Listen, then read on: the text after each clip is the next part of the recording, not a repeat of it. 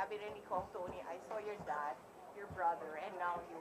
And now if I see your anak, I don't like this anymore.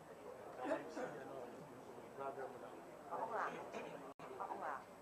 Maraming nakasabay yun, tsaka maraming friendships.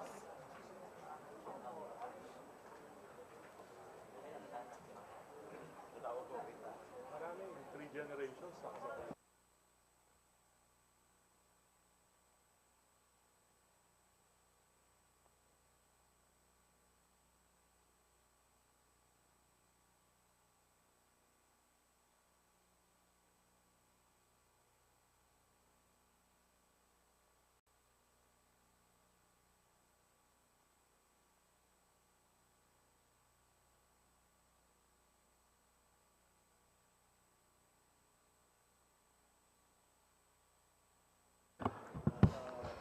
Okay, we will start. Magandang hapon po sa ating lahat.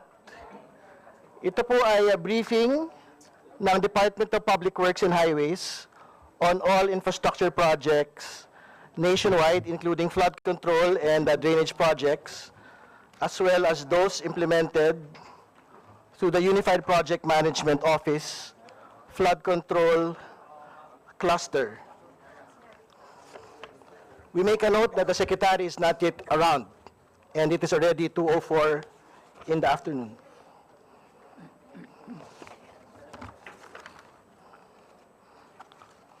Okay, bago po ang lahat, babatiin po muna ang lahat ng mga kinatawanan na nandito po ngayong hapong ito.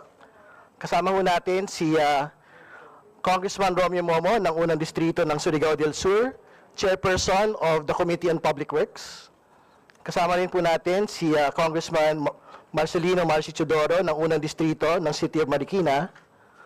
Kasama rin din po natin dito si Deputy Speaker Ronaldo Puno ng unang distrito ng City of Antipolo. Kasama din po natin si Congresswoman Ana York Bondoc ng ika-4 na distrito ng Pampanga. Kasama rin din po natin si Senior Deputy Minority Leader Edgar Ega Erice ng ika-2 distrito ng City of Caloocan. Kasama rin po natin si Congressman Stephen James Tan ng unang distrito ng Samar, Deputy Minority Leader. Si Congressman Nico Raul Daza ng unang distrito ng Northern Samar, Deputy Minority Leader. You have to make a note, please. Yung mga hindi po nabanggit, pakibanggit na lang po. Please give us a note as soon as it is available. Kasama rin po natin bilang mga panauhin mula po sa Department of Public Works and Highways, Senior Undersecretary Emil Sadain, Undersecretary Eugenio R. Pipo Jr., Undersecretary for Regional Operations in Luzon, Undersecretary Ador Canlas, Undersecretary for Regional Operations in Visayas and Mindanao, Undersecretary Maria Catalina Cabral, Undersecretary for Planning and PPPS. Assistant Secretary Constante A. Llanes, Assistant Secretary for Planning Service and the Legislative Liaison Office. Wala siya. Okay, Assistant Secretary Loretta Malaluan, Assistant Secretary for Regional Operations in Luzon. Assistant Secretary Nery Bueno, Assistant Secretary for Regional Operations in Visayas and Mindanao. Director Alex Bote, Director for the Planning Service. Kasama din po natin si Director Ramon Ariola, the third, Flood Control Management Cluster, UPMO. Kasama po natin mula sa National Capital Region, Regional Director Gerard Opulencia.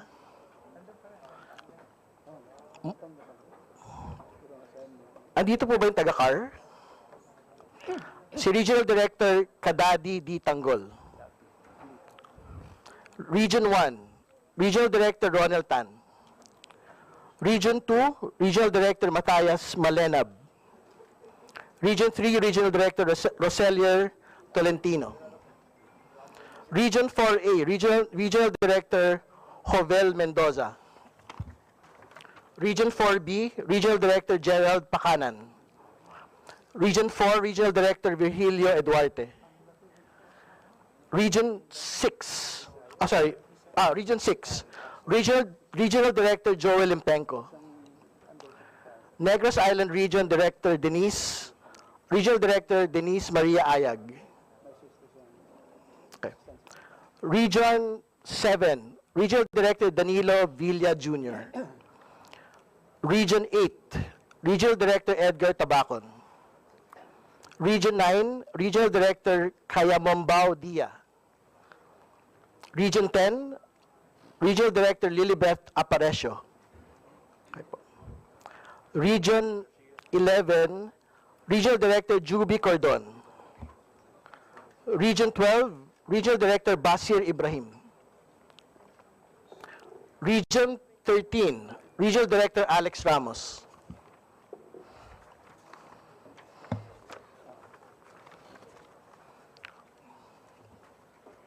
Yung mga hindi na lang po nabati, pakisabi na lang po siguro sa amin. Ay, ito pala.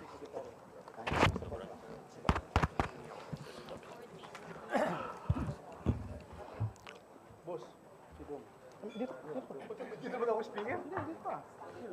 Dito ka na. Dito ka.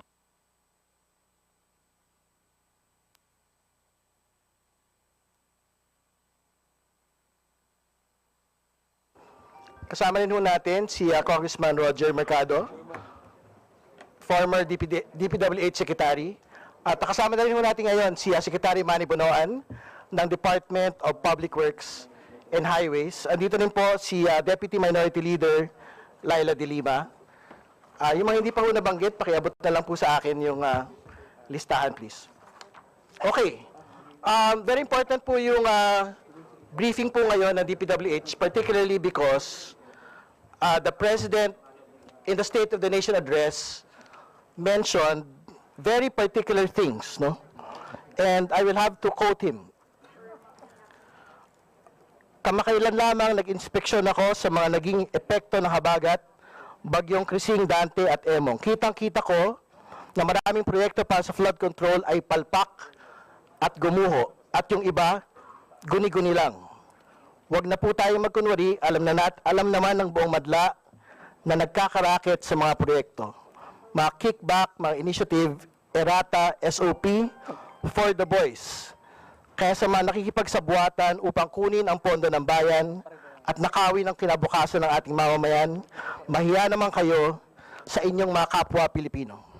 Mahiya naman kayo sa mga kabahayan nating naanod o nalubog sa mga pagbaha. Mahiya naman kayo lalo sa mga anak natin na magmamana sa mga utang na ginawa ninyo, na binulsan nyo lang ang pera. Para hindi na maulit, so this will not happen again. First, the DPWH will immediately submit to me, to the President, a list of all flood control projects from every region that were started or completed in the last 3 years. Second, the Regional Project Monitoring Committee shall examine that list of projects and give a report on those that have been failures, those that were not finished, and those that are alleged to be ghost projects. And third, we will publish this list. Isa sa publiko natin ang listahang ito.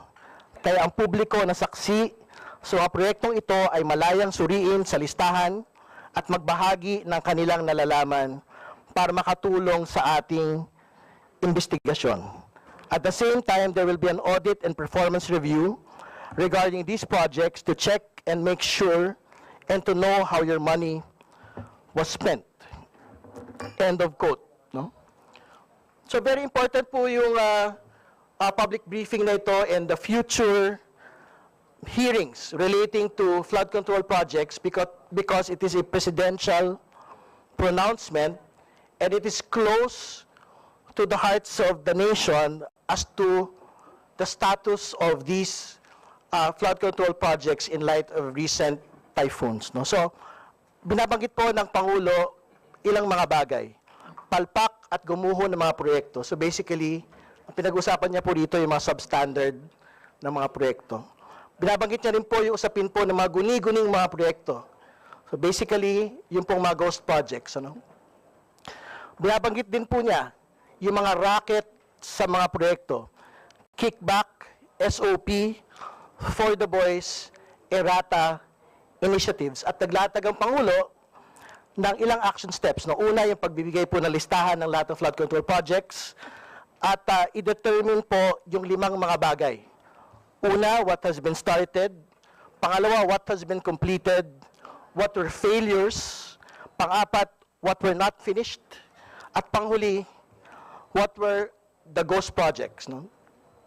At the level of Congress, as soon as the State of the Nation address was finished, House Speaker Martin Romualdez already made a clear response to the President's call. And he has been seeking a comprehensive congressional review of all infrastructure projects and fund implementation. This is this response of Congress today.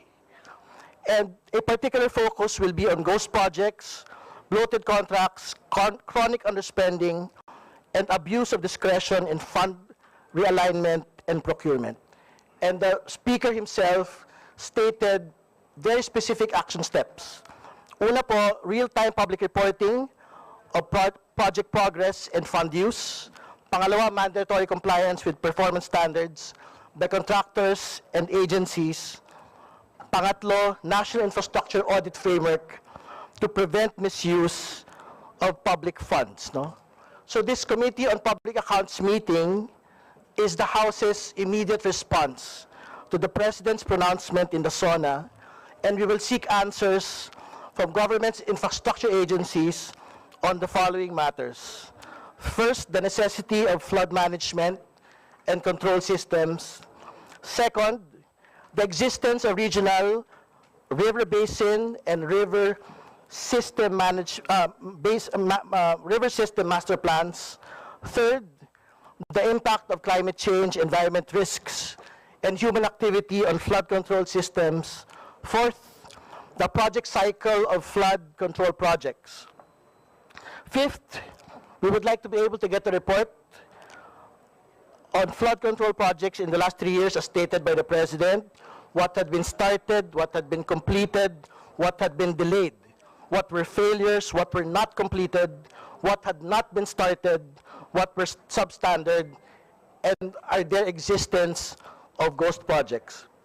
Sixth, we would like to know the implementation impact of flood control projects that were placed in the National Expenditure Program versus congressional initiatives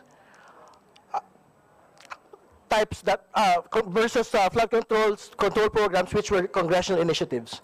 We would like to determine whether there exists feasibility studies for both types of proposals. We would like to determine whether there were detailed studies for both types of proposals. We would like to determine whether there exists delay risks. We would like to determine what the department has actually undertaken on whether or not they have discretion to suspend implementation absent actual studies. And we would want to know the origination of congressional initiative projects as well. Seventh, we would like to get a report on the status of flood control projects during the most recent typhoons. Did the facilities fail? Where were the areas where the flood control facilities worked? Does the department take accountability for the floods? And finally,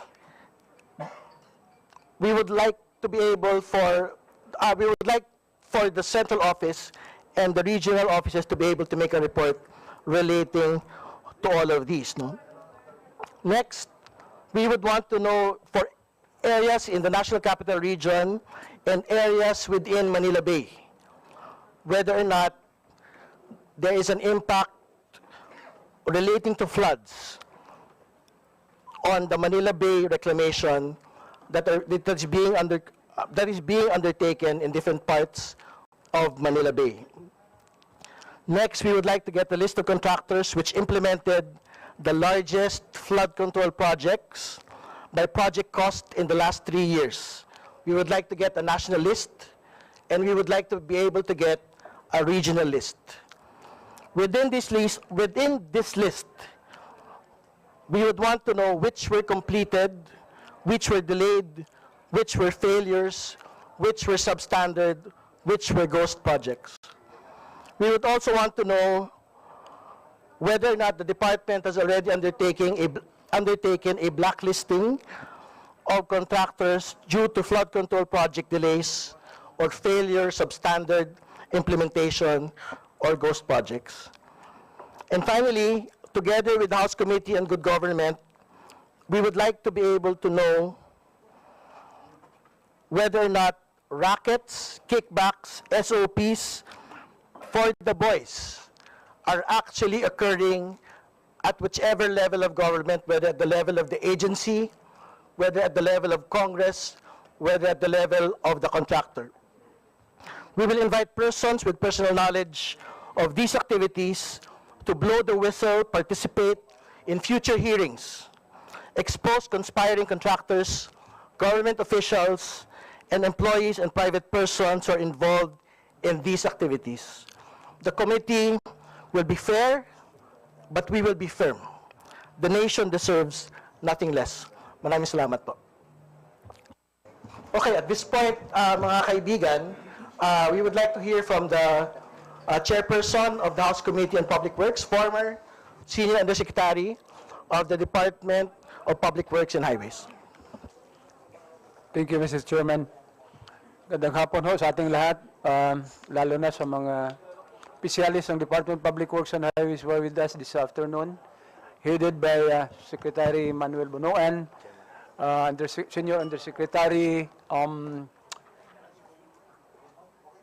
Emil Sadain, Yusik Pipo, Yusik Canlas, and all other officials, Department of Public Works and Highways. Magandang hapon sa inyong lahat.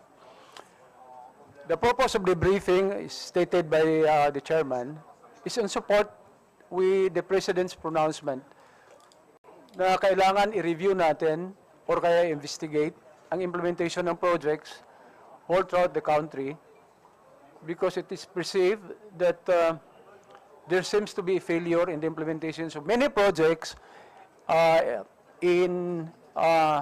implemented by the Department of Public Works and Highways.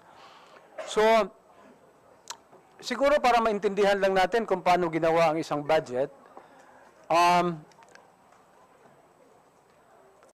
also to clear the misconception or notion that Congress, especially the lower house, has the participation in identifying projects as well as in prioritizing projects for implementation. So siguro mas magandang to better appreciate how the budget is being prepared, I will bring you to the preparation of the NEP by the Department of Public Works and Highways. Every January or February of each year, the Department of Public Works and Highways, through the planning service, will require all RDs, all regional offices, to submit their RPBs, or the regional budget, RBPs, or the regional budget proposal. These RBPs are being prepared by each regional office. In return, ang mga regional director requires all district engineering offices to submit their own RBPs. So, magsasubmit din sila ng kanilang mga priority projects. These priority projects are projects that were based on the result of the pre-FS or feasibility studies conducted by the Department of Public Works and Highways or even project concept papers for infrastructure. So, ang ginagawa nila pag mayroon na yan, isa-submit nila yan as their priority. And one requirement for this particular project is that this should pass through the Provincial Development Council and then to be submitted to the regional office for them also to present this to the Regional Development Council. Ibig sabihin, yung mga proyekto na nilalagay nila for inclusion in the next budget ay dumaan sa scrutiny ng Provincial Development Council at the Regional Development Council. So ganun kahigpit ang pagpili ng proyekto ng isang distrito.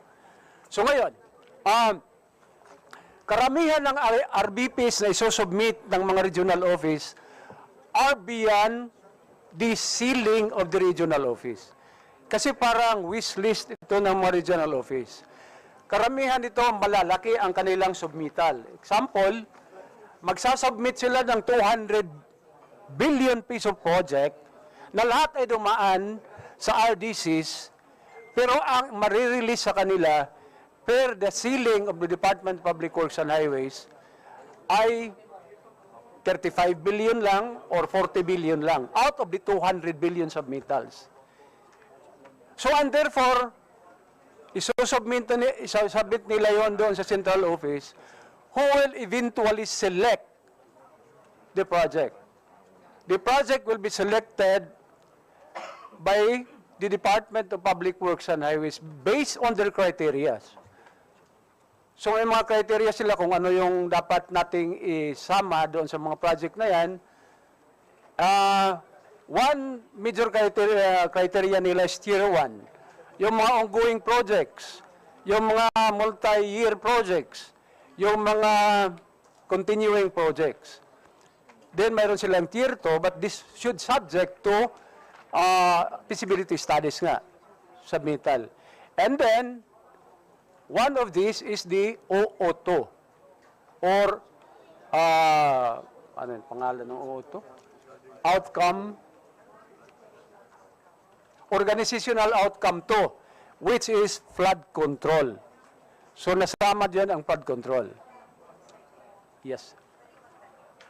Not yet siguro. Mamaya na lang, ma'am. Patapos na lang. Patapos na lang, na? Later na lang, ma'am. Later. Yeah. Actually, the ceiling of the Department of Public Works and Highways or any other agency of government is based on the total budget for the year.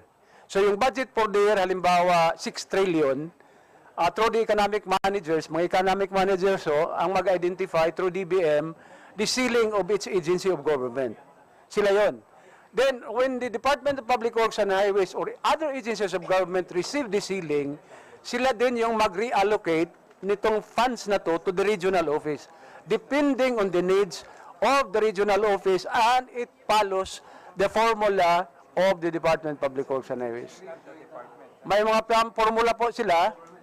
Ang formula nila is, of course, poverty incidence, number of inhabitants, size of the region, and so on and so forth. There are so many criteria for that particular formula. Now, yung department ngayon ang magpili sa RBP na sinabit ng region. Remember that the region submits more than their allocation. For example, ang isang region, 35 billion nga lang ang matanggap, pero 200 billion ang nasubmit na project. It's them who will decide the projects that will be included in the NEP or the National Expenditure Program. Bakit ko ito sinabi? Para mawala yung misconception na ang nag-determine ng mga projects, mga congressmen. It's not. It is based on the submittal of the department reviewed by the Provincial Development Council and the Regional Development Council. Ngayon, mayroon ng projects na lumabas, halimbawa, equivalent to the 35 billion for one region, it will be again subdivided or reallocated into the district. Mayroon din silang criteria paano ito i-distribute. Now, pag mayroon ng NEP, the NEP that the projects that are prepared by the Department of Public Works and Highways in the form of NEP or National Expenditure Program, it will be submitted to the Department of Budget and Management for them to review. And then after the reviewal of DBM without correction, for example, and all other agencies have submitted already, they will now present this to the Executive Department for them to approve. Once approved, after the zone of the President, 2 weeks after, it will be presented to us for deliberation. Ngayon, ano ang dinideliberate natin dito?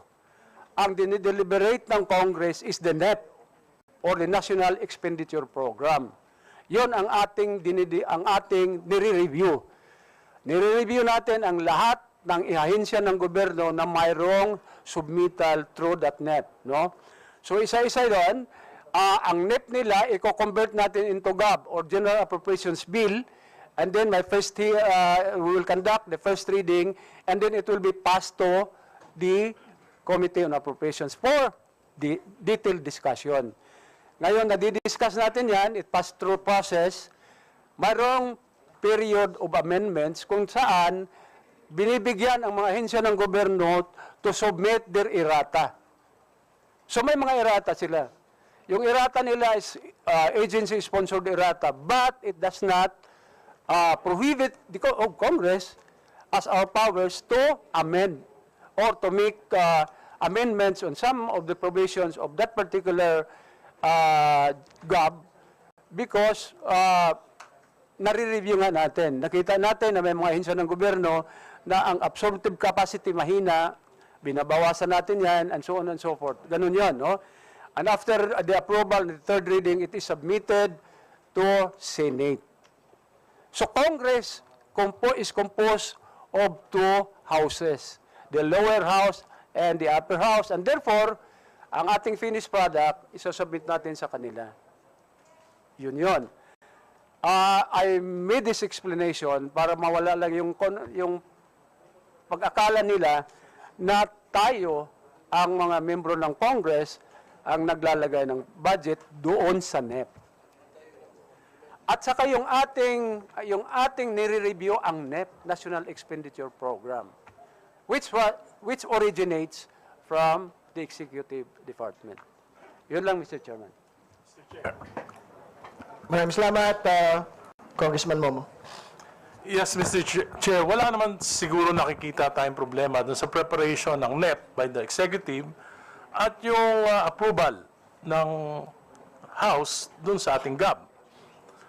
Ang naging problema dito sa ating budget ngayon, hindi naman sa preparasyon natin dito eh. Ang naging problema dun sa BICAM, kung saan ang allegation may mga insertions na hindi na pag-aralang mabuti ng Department of Public Works and Highways. So, to simplify all these things, simple lang naman, ano ba yung mga insertions, ano ba yung mga proyekto na yon? Yun naman ang pinagmulan lahat eh. At palagay ko, nagkataon lang na napansin ng ating Pangulo na bumaha, nadamay na itong mga proyekto na ito. Ang dapat siguro nating tingnan dito, ano ba talaga yung mga flood control projects na pumalpak. So, to simplify, kasi kung iisa-isay natin lahat yan, hindi tayo matatapos dito.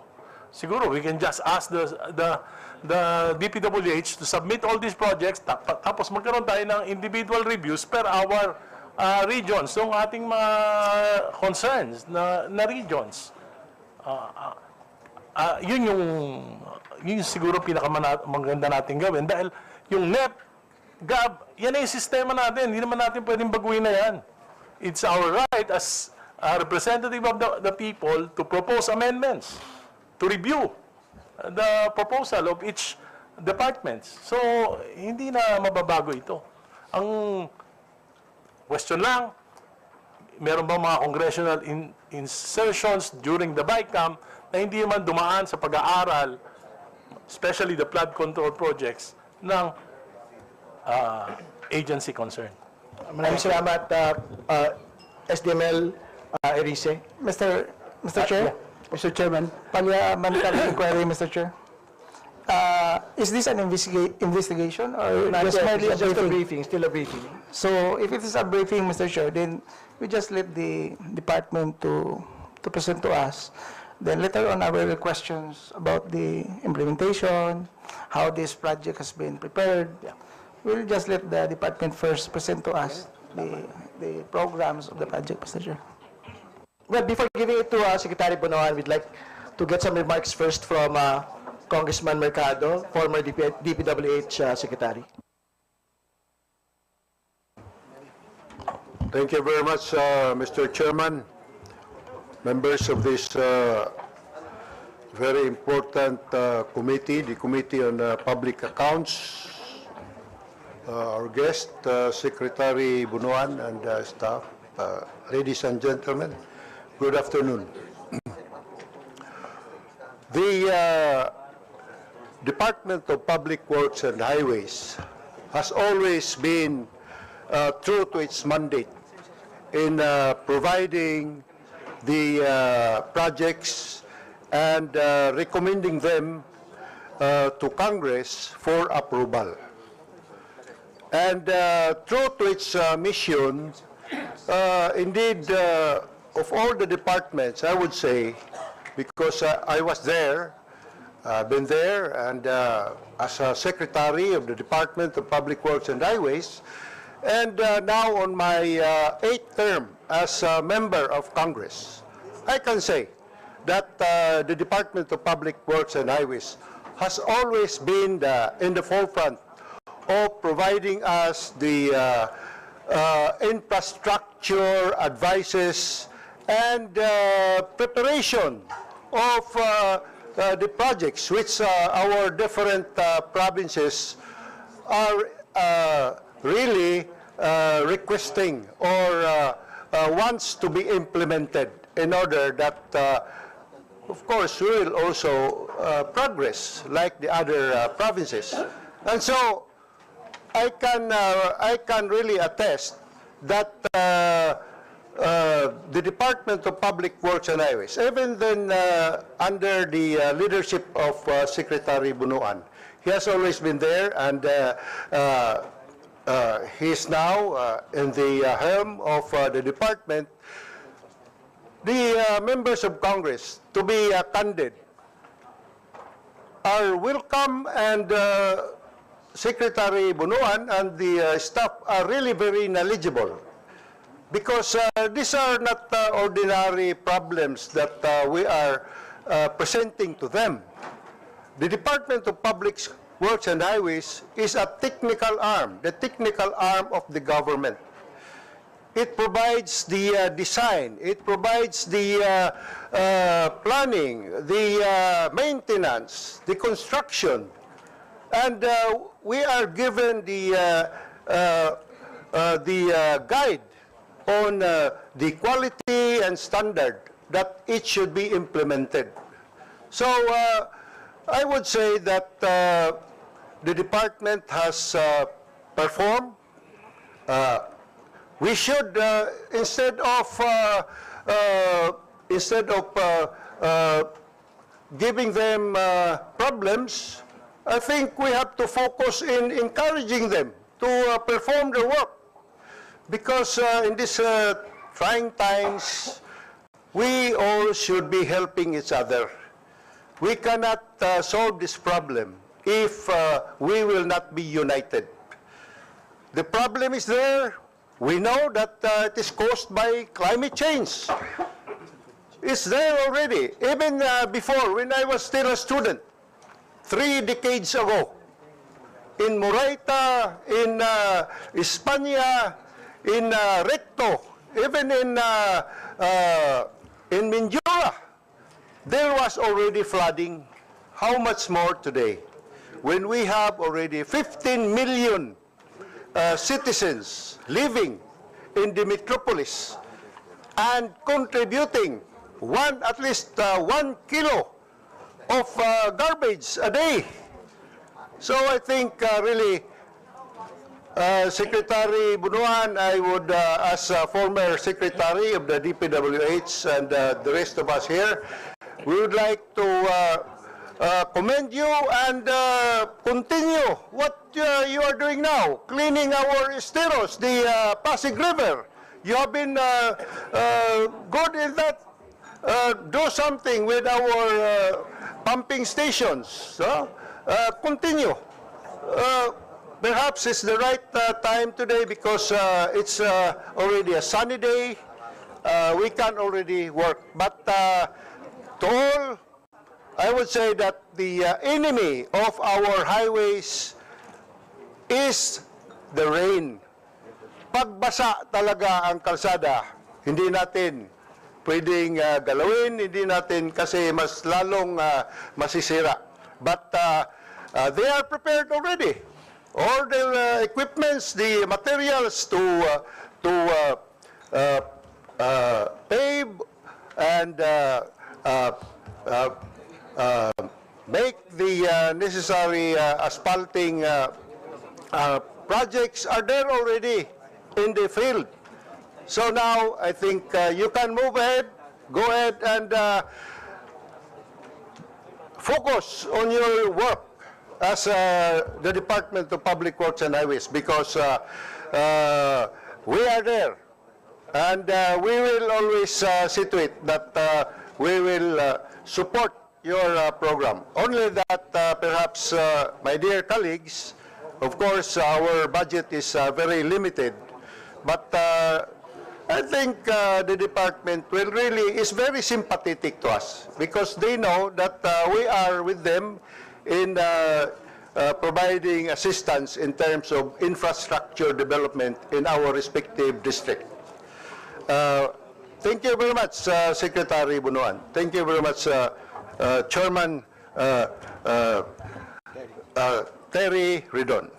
Maraming salamat po, Congressman Mercado.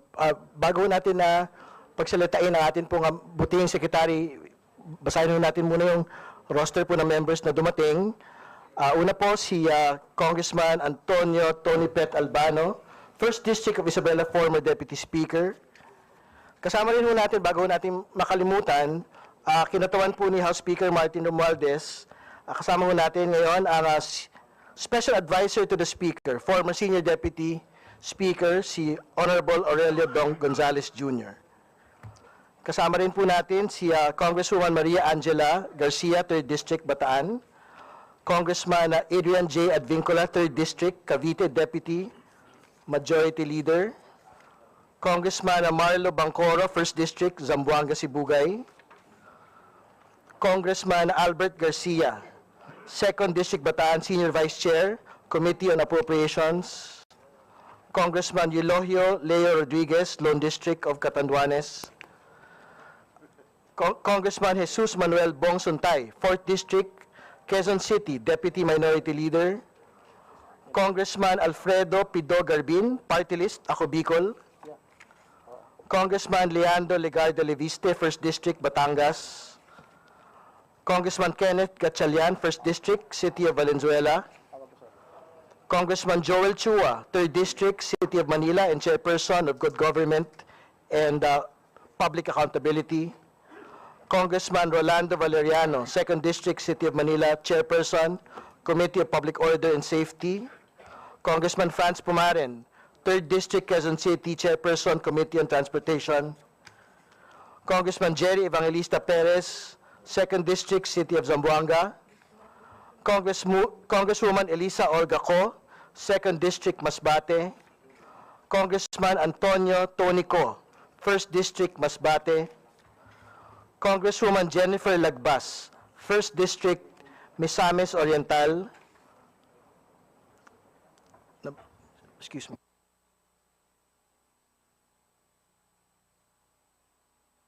Congressman Gerald Galang, 2nd District, City of Valenzuela. Congressman Zia Alonto Adyong, Deputy Majority Leader of the 1st District of Lanao del Sur. Congressman Dimzar Sali, Lone District of Tawi-Tawi. Congressman Mark Chola Violago, 3rd District of Bulacan. Mr. Chair, parliamentary inquiry and a few clarificatory questions, if I may.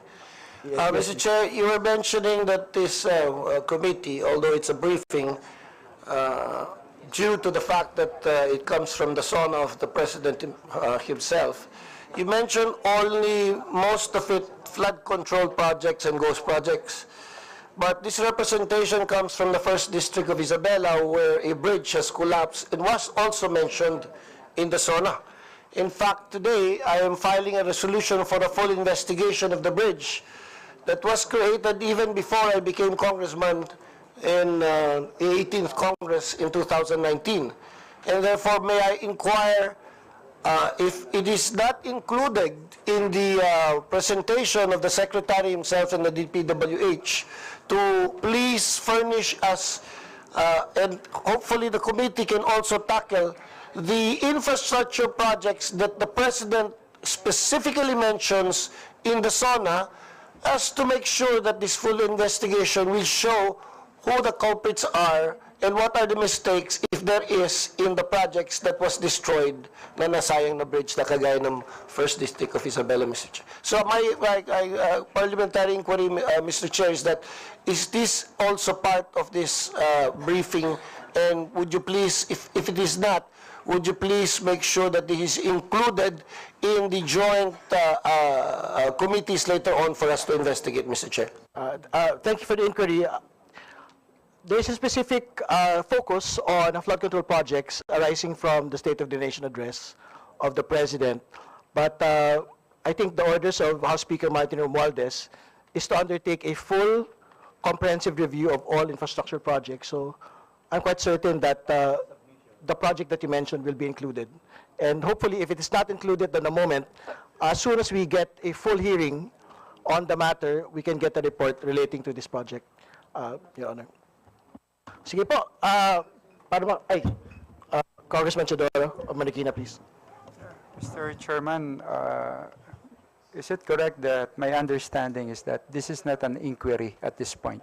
No, it's just a briefing. A But of course, we briefing. can ask questions, I think, to the Secretary, high-level officers, and the regional directors. May I suggest at this point to give the opportunity to the Secretary to conduct the briefing, so that if there will be questions coming from the members, at least it's properly in the context of what will be the data and other information that will be provided in the briefing, Mr. Chairman. Maraming salamat, Congressman Chodoro. Para po yung magtatanong mas malinaw at mas nasa tamang konteksto. Okay po. Thank you, Congressman Chodoro. Well noted. So at this point, we invite Secretary Bonoan to commence with his presentation po for this briefing. Thank you, Mr. Chairman. Honorable Congressman Terry Ridon, Chairperson of the Committee on Public Accounts, honorable members of the committee, distinguished guests, ladies and gentlemen, good afternoon po.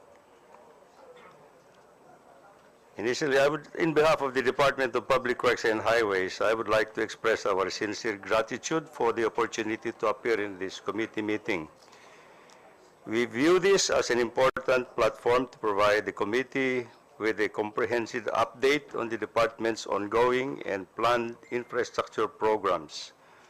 We commend the Committee on Public Accounts for this initiative to conduct its review, which underscores the vital role of public accountability and transparency in the implementation of infrastructure projects and initiatives that are critical to national development and the welfare of our citizens. This afternoon, Mr. Chairman, we will present an overview of the department's key infrastructure projects under this administration's Build Better More program.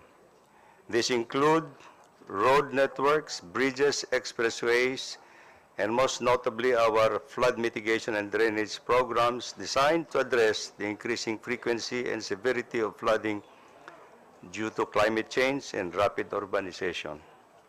We will also provide updates on the project implementation and challenges we are facing on the ground, particularly in terms of right-of-way acquisition, procurement bottlenecks, and coordination with local government units and other stakeholders, among others. We recognize that efficient and timely delivery of public infrastructure not only supports economic growth, but also builds public trust in government institutions, such as the Department of Public and Highways, which remains committed to ensuring that every project is guided by the principles of good governance, value for money, and responsive to the needs of our communities. We look forward to your guidance and insights as we continue to enhance the transparency, effectiveness, and impact of our infrastructure projects. Thank you very much, Mr. Chairman.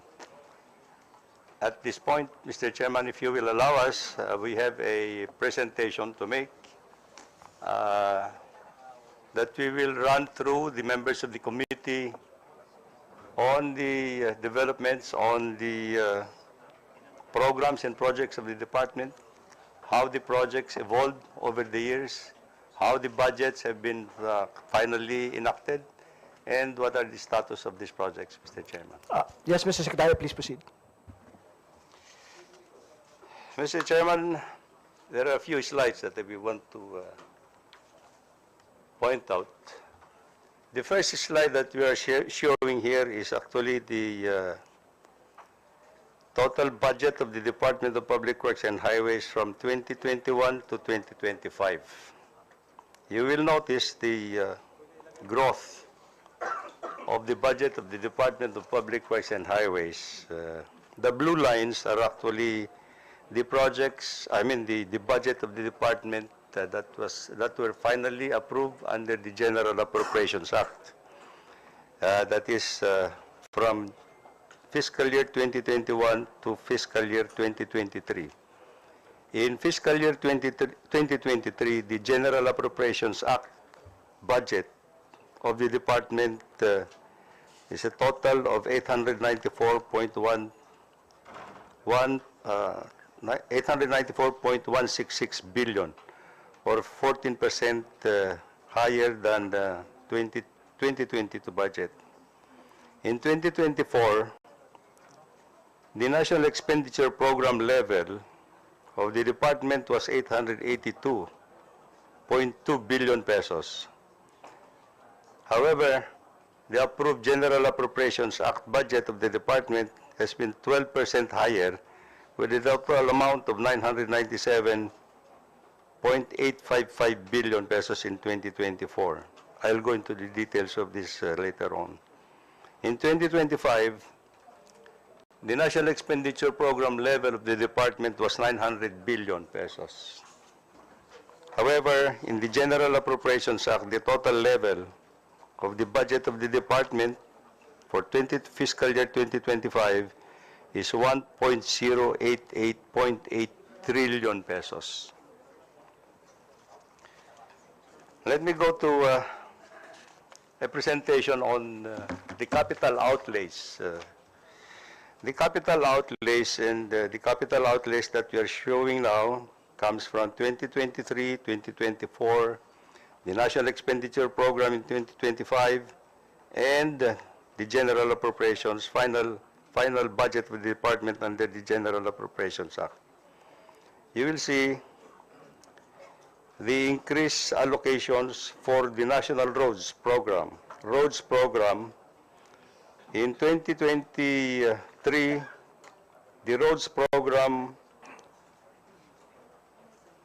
was allocated 458 billion pesos, increasing 491 in 2024.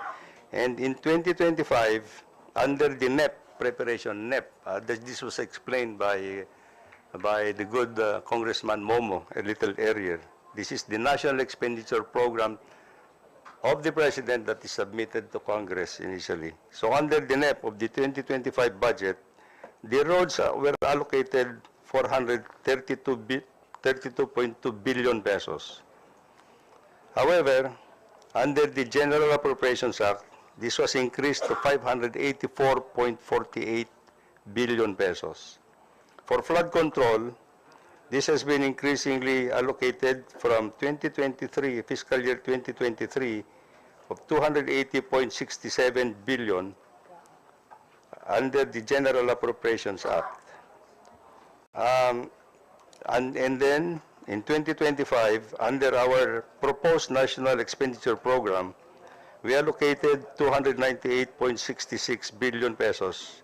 However, in the General Appropriations Act, this was increased to a total of 346.62 billion pesos. The other infrastructure projects that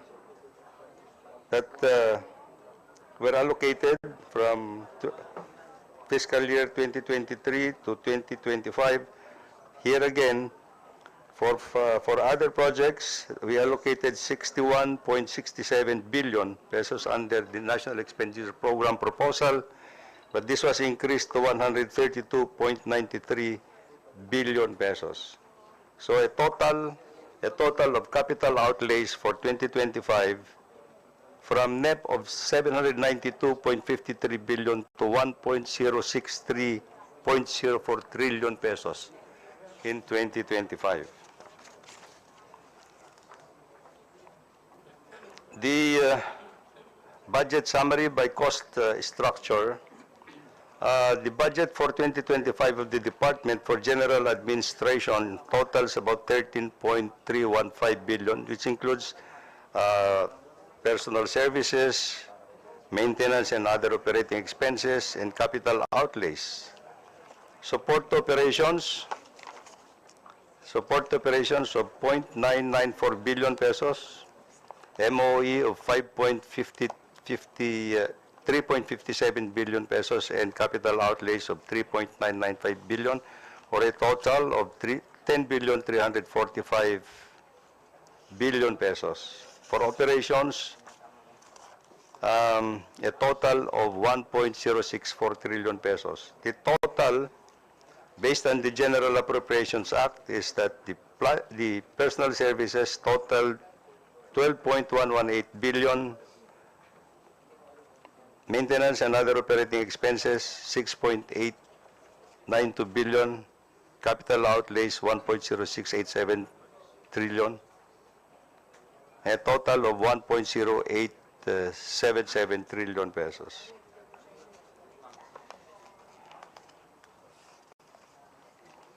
For fiscal year 2025, the total DPWH budget increased by 90.92 billion pesos, or 9% compared to 2024 General Appropriations Act.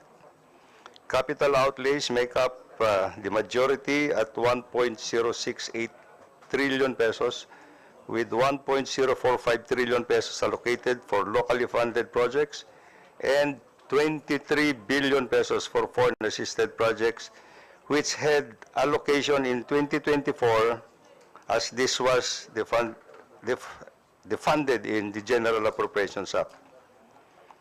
Non-infrastructure capital, mainly for equipment, increased by 0.15 billion pesos, or 30%, from 50 billion pesos in 2024, 500 million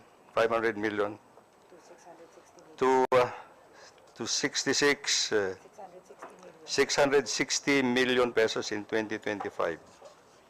Personal services went up by 2%, while MOE decreased by 4%, comparing from GAA to GAA. Now, let me just go to the outlook of our maintenance and operating expenses breakdown from 2023 to 2025. For fiscal year 23 to 2025, under our NEP, National Expenditure Program, the total budget proposal for road maintenance of national roads, routine maintenance for national roads, flood control, public buildings, floating equipment, repair, maintenance of safety devices, and MOE, total to about 25.55 billion pesos. What came out in the General Appropriations Act is a merely 6.83 billion pesos. In 2024, again, in the National Expenditure Program, we proposed a similar amount of 25.55 billion pesos. In the General Appropriations Act, it came out 7.16 billion pesos. And in 2025, the proposal is 25.77 billion pesos, and what came out in the General Appropriations Act is 6.89 billion pesos. What is very staggering here is actually the allocations for maintenance have been significantly depleted. Say, for example, in 2025, the allocation for maintenance of national roads was supposed to be 14.64 billion pesos. What came out in the General Appropriations Act is only 1.67 billion pesos. This is supposed to be the maintenance of 33,000 kilometers of national roads all over the country. Again, routine maintenance for bridges. Our proposal is 960 million pesos. What came out in the General Appropriations Act is only 460 million pesos. This is supposed to be computed on a equivalent maintenance kilometerage. This is a scientific allocation for all the maintenance allocations in every district. Flood control, we proposed a 4.32 billion pesos in the NEP. What came out is 1.06 billion pesos, and so forth and so on. So out of the 2025.77 billion pesos, only 6.89 billion pesos came out in the General Appropriations Act. Sorry, can we return, please, to the previous slide? I think a point needs to be made about the cut on road maintenance. It is something that we have been seeing in the last couple of days as a result of the floods.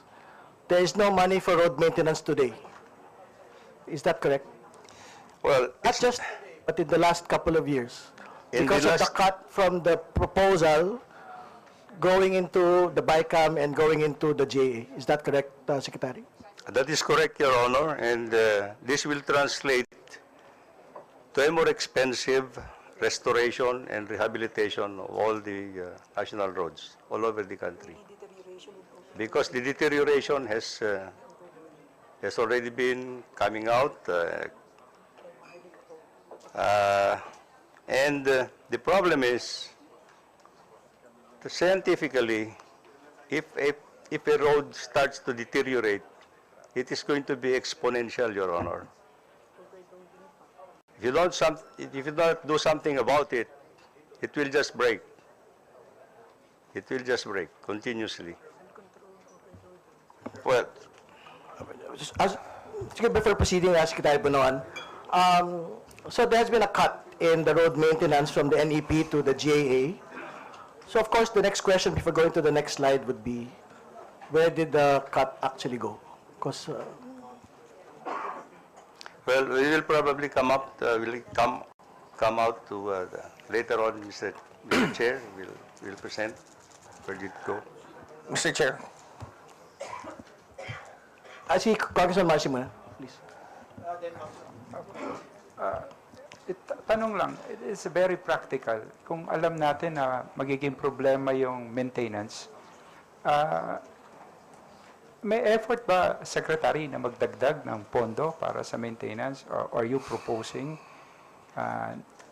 not only now, but in the past, to increase the funds for road maintenance? Well, we are just, Your Honor, I think what we are trying to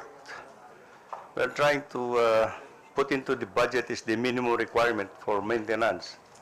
Because we understand, I think many of the other efforts that the department is undertaking now is actually the rehabilitation of deteriorated pavements at this point in time. So the minimum requirements for maintenance is what we are trying to put it into the budget. That is for routine and periodic maintenance. Okay, Congressman Suntay, please. Thank you, Mr. Chair. Mr. Chair, while the report made by the good secretary is appreciated, I believe that information we can get by just reading the GAA. We call this hearing to get into the bottom of the problem. Ang kailangan natin siguro malaman, as mentioned by Congressman Erice, makano yung total insertion, kanino napunta yung total insertion, natapos ba, at kung may delay, bakit nagka-delay? With regards to the problem with maintenance allocation, I think ang usapin na ito is with regards to flood control. Tsaka na natin balikan yung kakulangan sa maintenance appropriation dahil pinatawag natin yung briefing for flood control precisely. Thank you. Thank you very much, Mr. We Chairman. noted, Congressman Suntay. Thank you. Secretary Baran, you can proceed, please. Well, I think I'll just skip the other. No, we would want the nation to be able to understand how the Public Works Department actually work. So even previous to actually talking about congressional insertions, we have to be able to understand the project cycle, why flood control systems are important. Is it only about flood control systems, or is it also about responding to the environment? There are many questions. Forgive my step-by-step, no, on the matter, but it is very technical, and I think the public deserves to be able to understand that it is not as easy to understand all of these things. Chair, ito pong briefing na ito, nakikinig yung mga kababayan natin. Ang tinatanong yung baha, bakit nangyari ito, especially in the National Capital Region, we're supposed to be sophisticated in terms of flood control. So dapat siguro, unahin nating masagot yon. Kasi po, tinatanong ko, yung Department of Public Works po ba, alam niyo ba talaga kung ano yung primary reason bakit may pagbaha? Is it climate change? Is it the Dolomite Beach? Is it the wrong planning of flood? Ano po ba yung major reason bakit ganito kataas yung baha sa isang major megapolis ng kasi yan yung number one na problema, kaya nagalit yung presidente na nakita niya ang dami nahirapan pati ang negosyo natin na abala dahil dito sa pagbaha nito sa Metro Manila. Ano po ba, Secretary, ano yung dahilan bakit ganito kalala yung pagbaha dito sa Metro Manila? Yan yung muna nating dapat masagot. I think darating naman tayo doon. Patapusin lang po natin yung formal presentation po ng DPWH. Well, thank you, Mr. Chair.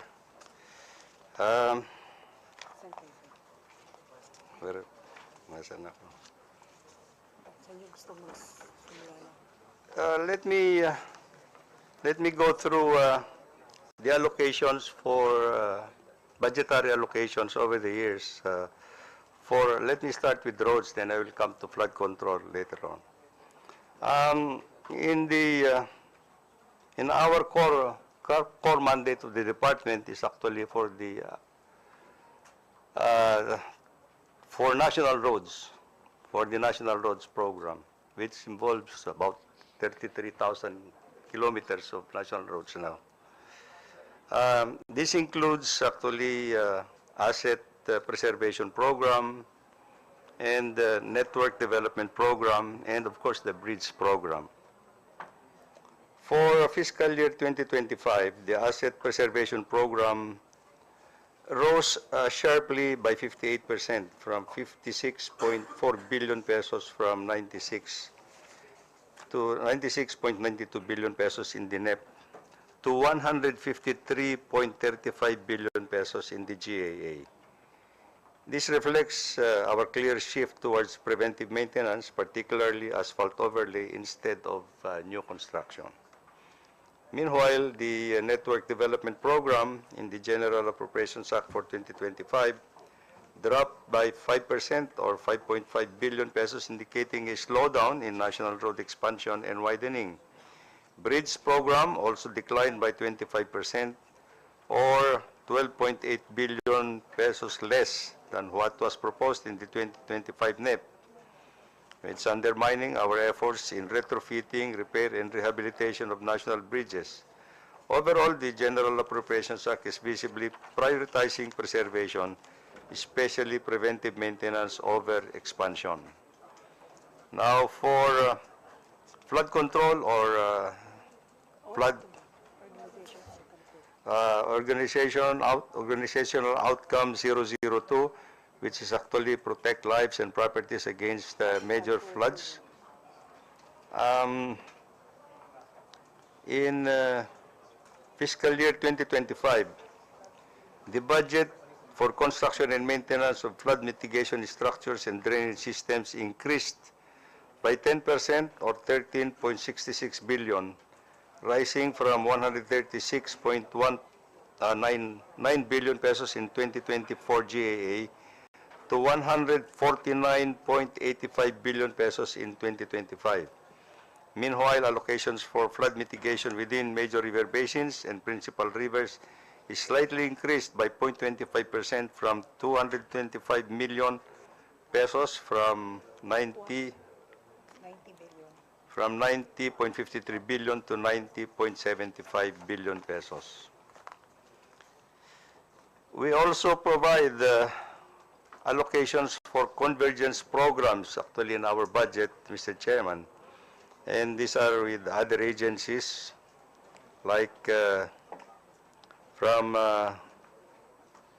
Katuparan is actually our convergence program with the Department of Transportation, which dropped sharply from 1.62 billion pesos from 541 billion pesos to 3.79 billion pesos, reflecting a cut of 29.9% cut. Tourism declined also slightly declined by 4.26% from 6.38 billion to 6.11 billion, consistent with DPWH stand to limit tourism roads to those evaluated through the tourism master plan. And ROLIT is actually a convergence program with the Department of Trade and Industry, which supports industry and trade linkages went down by 0.8% from 5.63 to 5.58%. And TICAS is actually our convergence with the Department of National Defense was increased by 721 million pesos or 14.4% from 5.01 billion to 5.73 billion pesos. Now, here's a program, a special support program for local infrastructure projects, and which we call sustainable infrastructure projects. This is sustainable infrastructure projects alleviating gaps. Now, these are local projects which actually the allocation jumped to 94.5% or 110 billion pesos from 116.89 billion in the NEP to 227 billion pesos in the GAA. Now, basic infrastructure program is more than tripled, rising from 222% or 137.2 billion pesos from 61.83 billion pesos to 199.03 billion pesos. Combined, all these figures show that special support program expanded massively in the General Appropriations Act, becoming the fastest growing program in the DPWH, far outpacing both our core programs from national roads and flood control projects. Now, let me just go to the foreign assisted projects briefly, Mr. Chair. For context, foreign assisted projects were completely zeroed out in 2024 under the General Appropriations Act, despite being allocated 70.7 billion pesos in both the 2023 National Expenditure Program and the GAA. This was a major cut that disrupted ongoing loan-funded projects. For fiscal year 2025, foreign assisted projects were restored in the NEP at 70.7 billion pesos, but the final GAA retained 23 billion pesos, a decrease of 67%. Public-private partnership, Strategic Support Fund was which is stood at 16.9 billion pesos in 2023, remains only 1.398 billion pesos in 2025, limiting right-of-way, variation, payments for PPP. National Building Program likewise dropped from 20.2 billion pesos in the NEP to just 16.35 billion in GAA. Foreign assisted projects has continuously suffered major cuts over the last 5 years. In 2021, 80.5 billion was proposed in the NEP, but only 20.7 billion was approved, 74% cut. In 2022, the cut worsened from 86%, and 2023 almost 89%. But the most alarming drop happened in 2024. The National Expenditure Program proposed for 70.7 billion pesos, yet zero was approved in the General Appropriations Act. In 2025, the same 70.7 billion was proposed again, but only 23 billion pesos made it to the General Appropriations Act, a 67% reduction, Mr. Chair.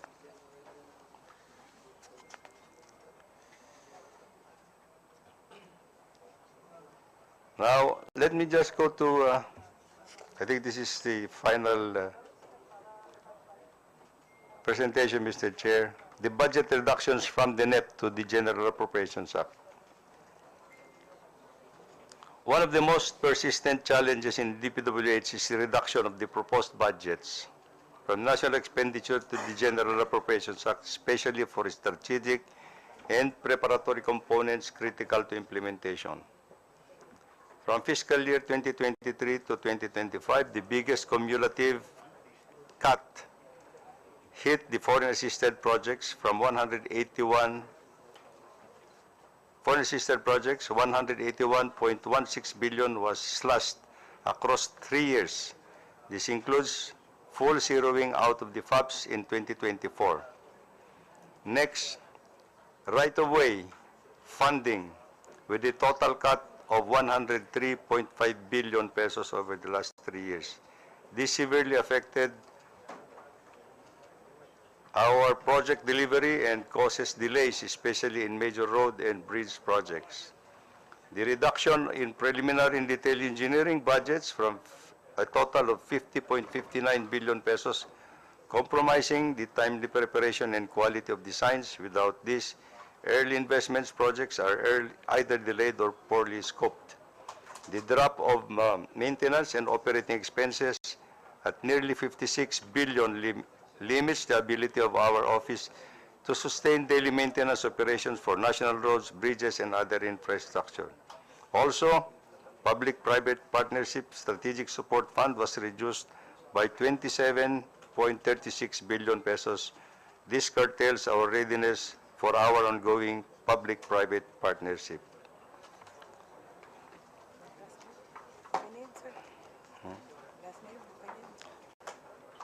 For 2025, Mr. Chair, in our record, for the record, the new items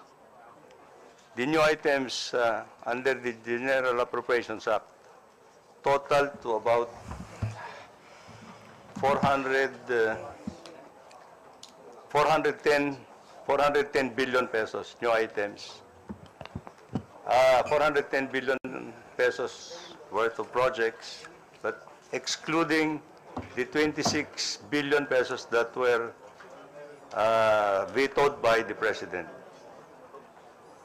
Mr. Chairman. Thank you, Mr. Chairman. Mr. Chairman, Congressman Kamara. if I may ask, what will be the process in asking question? Do we need to list our names or it will be in an open forum? I think you have to list the names. So COMSEC is directed to... Yeah, para na rin follow up with the inquiry of Congressman Edgar, no? Kasi this is supposed to be the briefing on what, based on the speech of the President. Ang present ni Secretary, yung budget niya, parang budget hearing to. Hindi man to budget hearing eh. Lahat ng departments o agencies made a hit na bawasan ng budget. Ang naging presentation niya is budget presentation eh. We didn't even hear kung what happened during the last bagyo. And we know for a fact, alam na naman natin kung ano yung mga tinatamaan ng baha eh. But this is quite unusual. Ilang bagyo na tayo na malalakas, alam na natin, Marikina tatamaan, sa Quezon City tatamaan, Caloocan tatamaan. Yun ang gusto natin madinig. Ano naging course of action natin? Hindi budget presentation. This is not Committee on Appropriations. Tama po ba? This is just the briefing of yung what transpired. Yes, correct. We are still waiting actually. I mean, I think we have to give deference po to the good secretary, of course, no? But for the record, of course, we are still waiting for the part on flood control reporting, please. Please proceed po. Mr. Chair, we are for the flood control program, in accordance with the directive of the President in his SONA speech, we will soon be submitting actually the list of projects,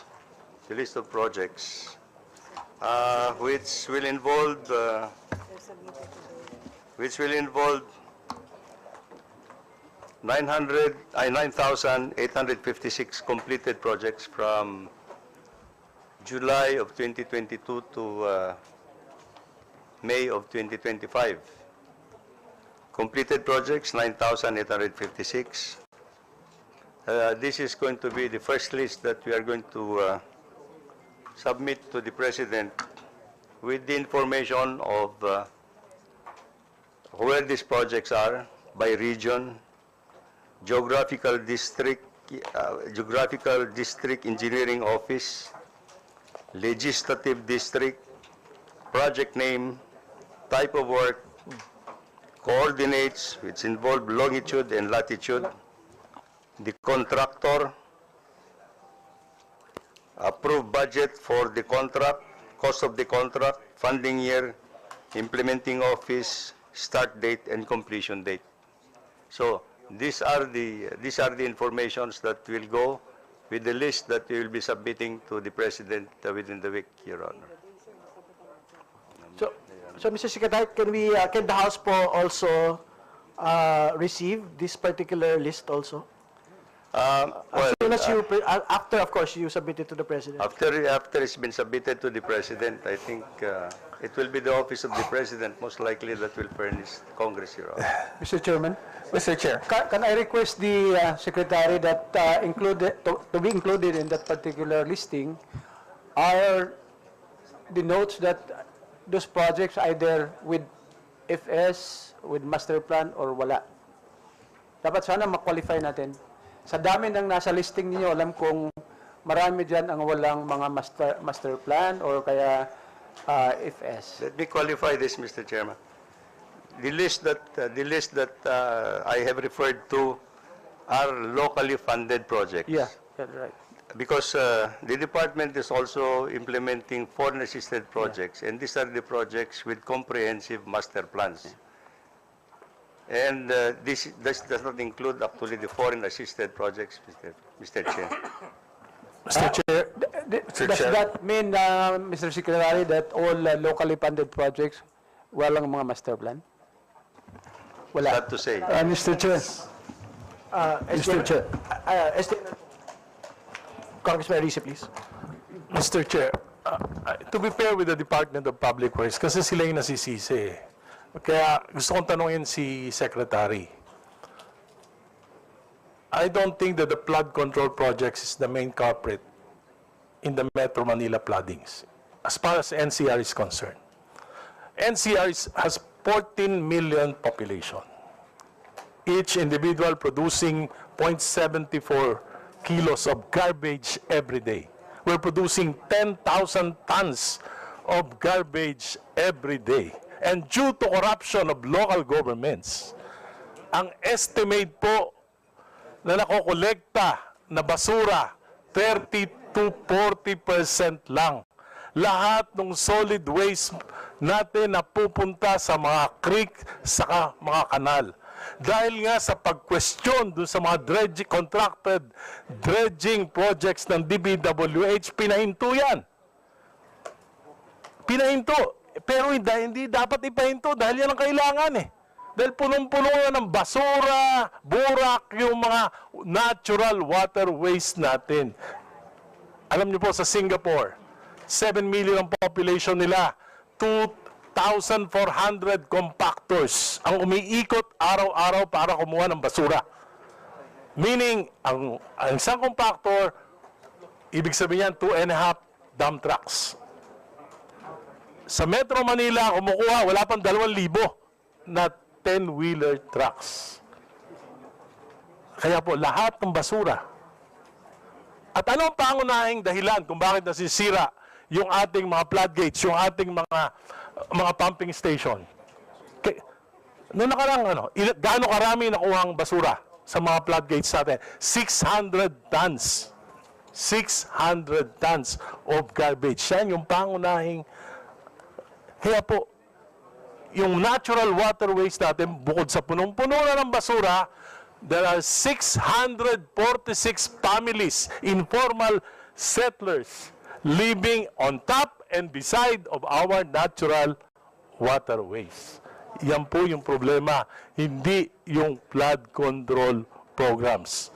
Hindi ko po sinasabi na walang kalokohan, hindi ko sinasabi na walang problema yung ibang mga proyekto. Ang sinasabi ko lang, we are barking on the wrong tree. Hindi yung flood control ang pangunahing problema. Ang pangunahing problema, yung solid waste management. Ang Singapore po, 4 yung kanilang disposal site. Sa atin, 2 lang, punong-puno na. Pupunta yung basura, dyan po sa Muntalban, pumunta kayo dyan, lahat ng basura nandun na sa ilog. So this is the problem. At we cannot resolve Metro Manila flood control problem without acknowledging the real cause of the problem. Garbage, solid waste, informal settlers in our natural waterways. Thank you. Sige po. Thank you, Congressman Erice. Tapusin na natin dalawa po. Si Congressman Ko muna. Then si Congressman Dimagila. Thank you, Mr. Chair. As I have mentioned by the Secretary of Public Works and Highways that we have 9,956 completed projects out of how many projects in total for flood control?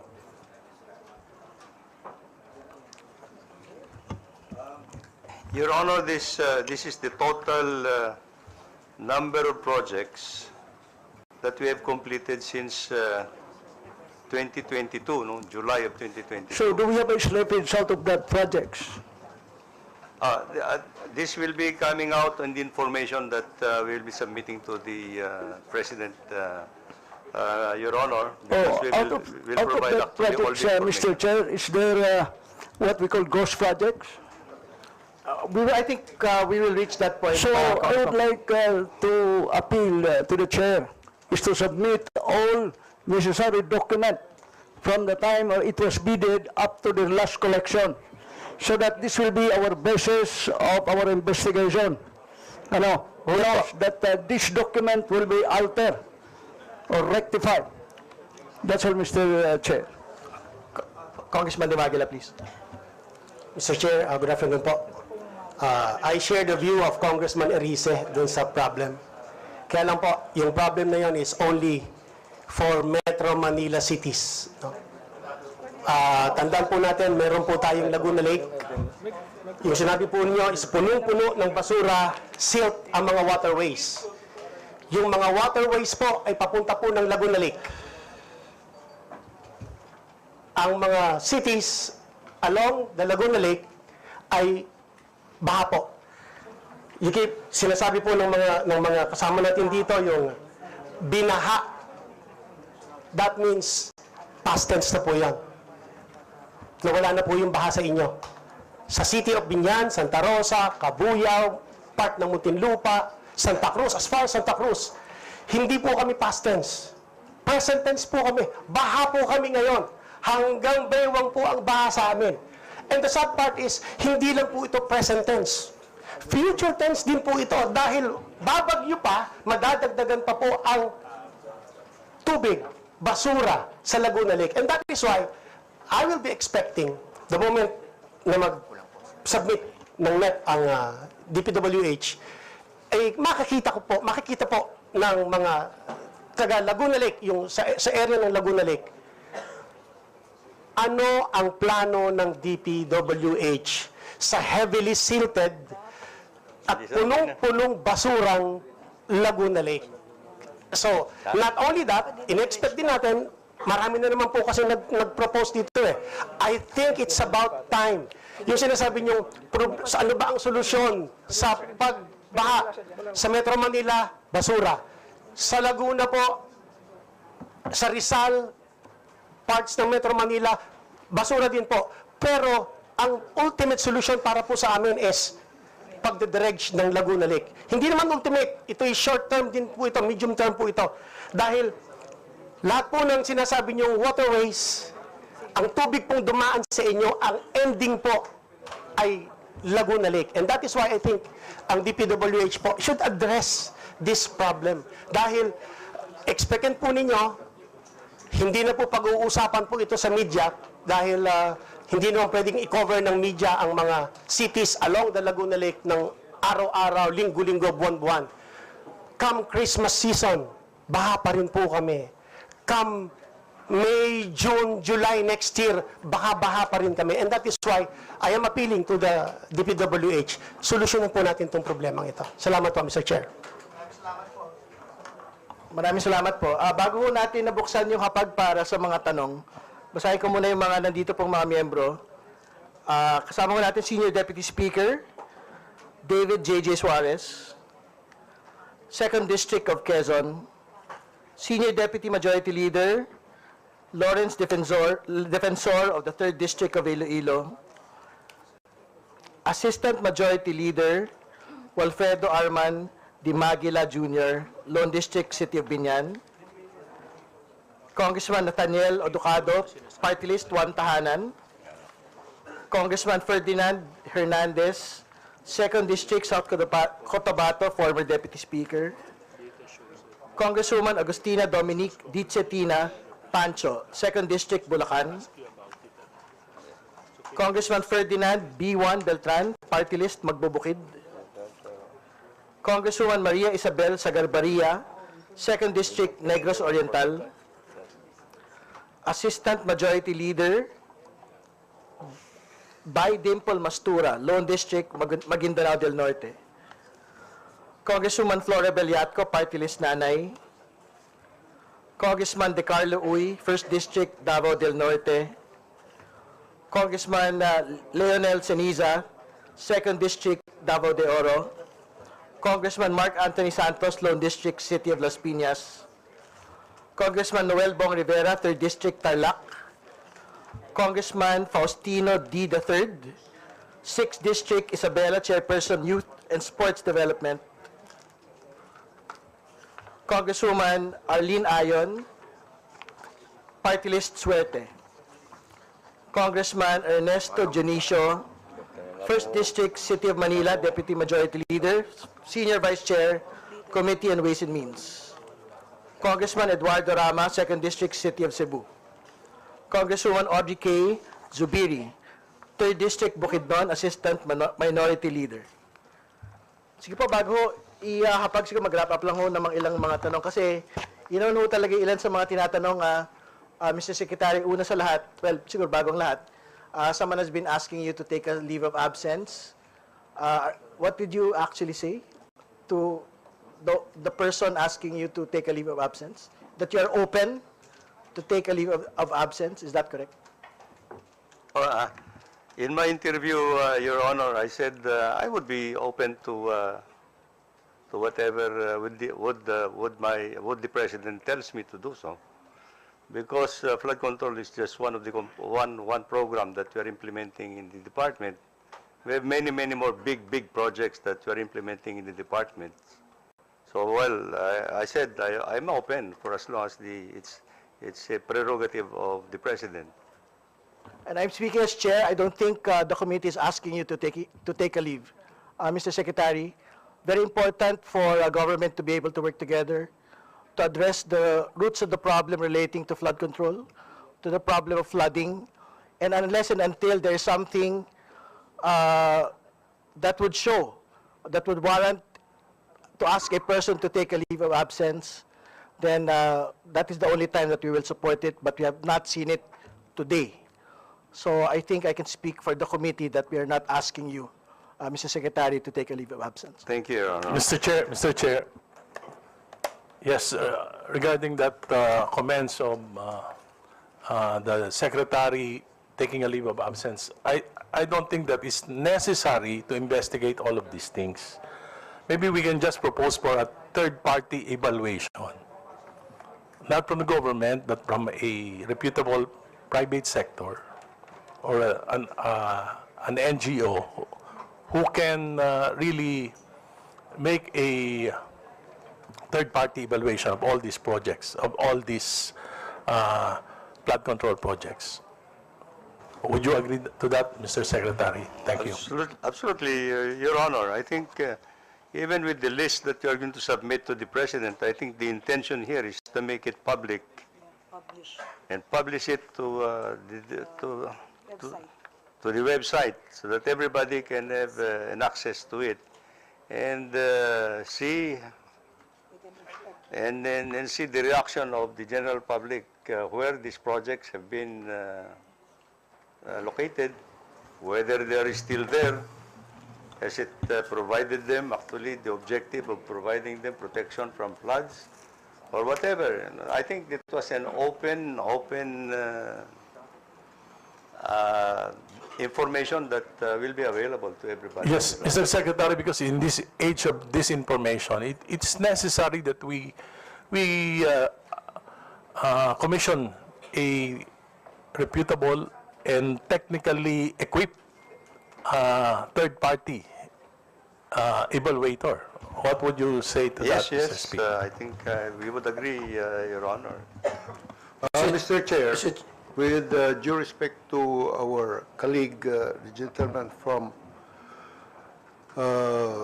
Caloocan, as what I've said earlier, as a former secretary of the Department of Public Works and Highways, and perhaps I will be the most senior member of the House as a 8-termer congressman. This is not the time for things that would even bother or sway the focus of our department. This is the time to be sober, time to be calm, serene, and what we are doing now is we are now in the right direction. Go into the process where we can support our government. We can hopefully provide recommendations and reforms that will ultimately give some solutions to this problem. No? So, if there are any insinuations regarding the situation of our good secretary, where there are sectors that say that secretary has to go on a leave of absence, this humble representation will oppose and ask Congress that we will defend, we will let the secretary do, and he is as what he is doing now. He is already doing something to alleviate this flood problem. So I really object and reject any insinuation at this point in time to make changes in our department. Instead, this is the time where we have to support our fellow public officials. We have to rally behind this administration, this government. This is what is needed now. Unity. This is what we want our people to also support the clean and green program of our government. It is not only the public officials, the barangay captains, or Congress or the department. We should not leave this problem alone to them. We have to ask our people, please support us. Be disciplined enough not to throw your waste anywhere, because this has already been causing us a lot of problems, and our economy is suffering. So much damage has already been done. So, for the sake of our country, let us rally behind and support our Secretary Manuel Bunuan, and this is stop to continue what you are doing now. You have been doing and continue until there will be an alleviation to this problem. So again, let us support Secretary Bunuan. Let us object, or we will have to support his continuance in office as our secretary. I can vouch for his integrity and his technical capability. He's an experienced public servant who has been there, and he is doing right for us. He is very humble and has the integrity and technical capability. So we will never regret our stand, my dear colleague. Let us support Secretary Manuel Bunuan. Point of order, Mr. Chairman. Thank you. Point of order, Mr. Chairman. Chairman Mama, please. Mr. Chairman, I think the purpose of this meeting is for the Department of Public Works and Highways to give briefing to us. Now they have already given their briefing. I would like to suggest, Mr. Chairman, that we will require the Department of Public Works and Highways to submit to us the listing of all projects being implemented by the department in 3 years period. So all the flood control program that were implemented in 3 years period as required by the President. Now, once we receive that that listing, that will guide us on how to proceed with the investigation later on, Mr. Chairman. So that we have already that particular data, so alam na natin kung paano natin ituloy ang investigation na to. Kailangan lang silang mag-submit sa atin ng mga listing kaagad. Just to answer Chairman Momo, only Caraga and Barm has submitted to Congress the list. So we will look forward to the other regions po to submit the list to Congress po, or to the committee po. Mr. Chair. Mr. Chair. Mr. Chair. Can we get the commitment of the department that the lists will be submitted as soon as it is actually in fact available? Yes, of course, Mr. Chair. We certainly will submit all the information. May I just even suggest, actually, that it's not only the listing that we are going to submit, but I think what's more important is actually we'll have to cite actually the challenges that we are facing in the implementation of these projects. Yes, we understand. Because it's easy to say that we can implement the projects, but the challenges that we're facing right now, I would like to say that actually the challenge that, the biggest challenge that we're facing right now is actually the riverbeds along all the rivers in this country is now very shallow. No matter how much structural interventions you do, if we do not address siltation, it will just backflow. And these are the causes of the main flooding in many areas of the country now. Sige po, before we go to the formal, Mr. Secretary, before we go to the formal question and answer part, I think Mr. Chair, yes. Well, I'd like to recognize Congressman Albano. Congressman, sino ba? Congressman Hernandez and Congressman Lagbas and Congressman Ko. In that order, please. Yes. Mr. Chair, let me remind just my colleagues that this is a briefing, and therefore, any innuendos of asking any secretary or any department heads to resign or to inhibit themselves is not called for, Mr. Chair. This briefing is supposed to be in aid of our legislation because the President has called us upon to investigate this. And therefore, we would like to ask our colleagues to first give the due process to our DPWH Secretary Bonoan and all the agencies that are involved. The minute we investigate this is when the proper time later on that we will see whether the investigation merits any of the innuendos that the public or even some of our colleagues are saying. But to do it right now when it is just a briefing is very premature, Mr. Chair, and therefore you should rule that such innuendos should be stricken out of this committee hearing, Mr. Chair. Just to be clear, I don't remember or recall anyone. I just wanted to ask Secretary Bonoan to comment on, because that's a very public call on him to take a leave. And what we had already stated is that this committee is not asking him to take a leave because we want to be able to work together to move forward in the questions relating to flood control. Point of order, Mr. Chairman. You want to speak? No. The preliminaries po. Mr. Chairman. SDS, please. Yeah, I just want to take this opportunity to clarify a few matters that's quite personal and, of course, affects the very institution of the House. There have been, I was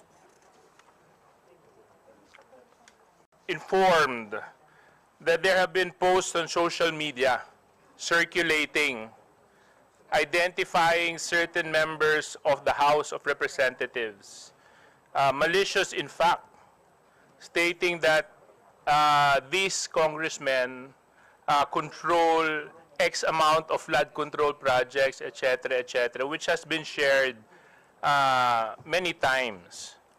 Now, for the sake of transparency, truthfulness, can I ask the good secretary to comment on these malicious posts, Mr. Chair? Kasi, alam mo, sa problema na nangyayari sa ating bansa, pinupolitika to ng marami. Tuturo, gagawa ng kwento. Ang problema, hindi naman totoo at walang basehan. And other than that, it's totally unfair. Especially if you're out to destroy the good name of people who were duly elected by their districts.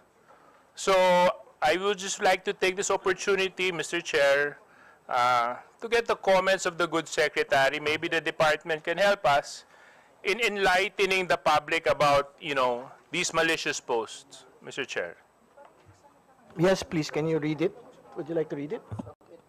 Yeah, I would like to submit this to the Secretariat and maybe forward it to the Secretary para makita niya, para makapagbigay po siya ng komento. If I may be allowed, Mr. Chair.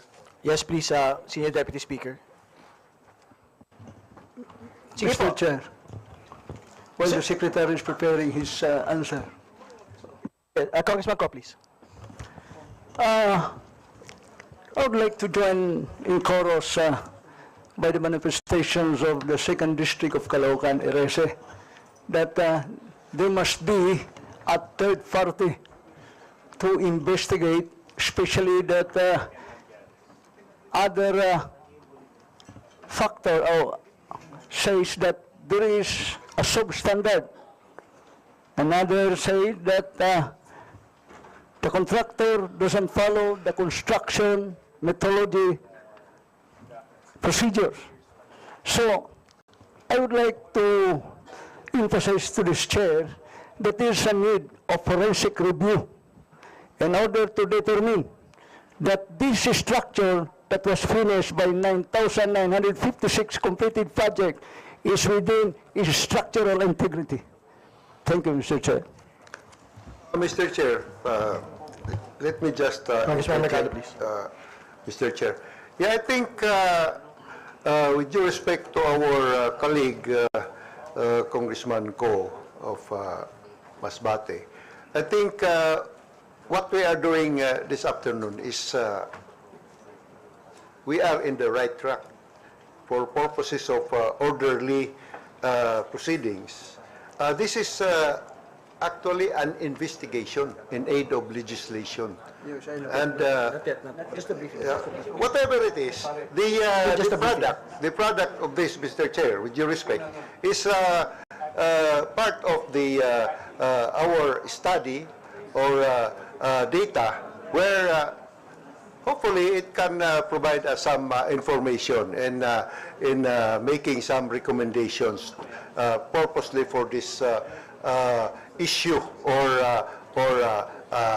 topic on flood control.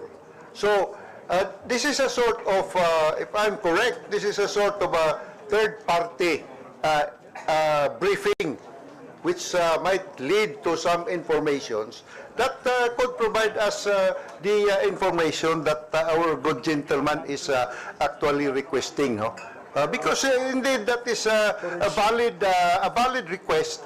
So let us continue. Congress, hopefully after the briefing we can move to continue these proceedings and hopefully arrive at a better perhaps recommendation and solution, because this is what is really urgently needed. Solution to flooding. So let us give this committee a chance to proceed. And then after that, we can discuss among ourselves, the members, and how we can go about this. We cannot complete this in actually one day. No, we have to evaluate everything. So thank you very much. Mr. Chair. Mr. Chair. Comment on the on our colleague. Please. Yes, with due respect to our colleague, it's the President of the Republic of the Philippines who insinuated corruption. That is why it's very unfair if there will be no results. So I don't think that we have the absorptive capacity or the technical capability to determine whether these projects are defective or not. It's only for a technical group like a third-party evaluator. So, papabor po ito para sa Department of Public Works. Alam ko, mag-a-agree sila. Mag-a-agree sila dahil mali po yung allegation. Kung mali yung allegation, mapapatunayan nila na mali. At kung yun naman mga contractors ay gumawa ng kalokohan, malalaman nila. Hindi naman nila 9,900. Malalaman ba ng secretary yan? Malalaman ba ng regional director yan? Maaring doon lang yan sa inspector at district engineering level. At least mag-guide sila nung third-party evaluation. Yun po yung punto natin. This is to help, we are supporting Secretary Bonoan. Especially, we came from the same town in Solsona, Ilocos Norte. Thank you. Thank you. Mr. Chair, in addition to that, this is the ultimate solution to solve the integrity of the structure through forensic review.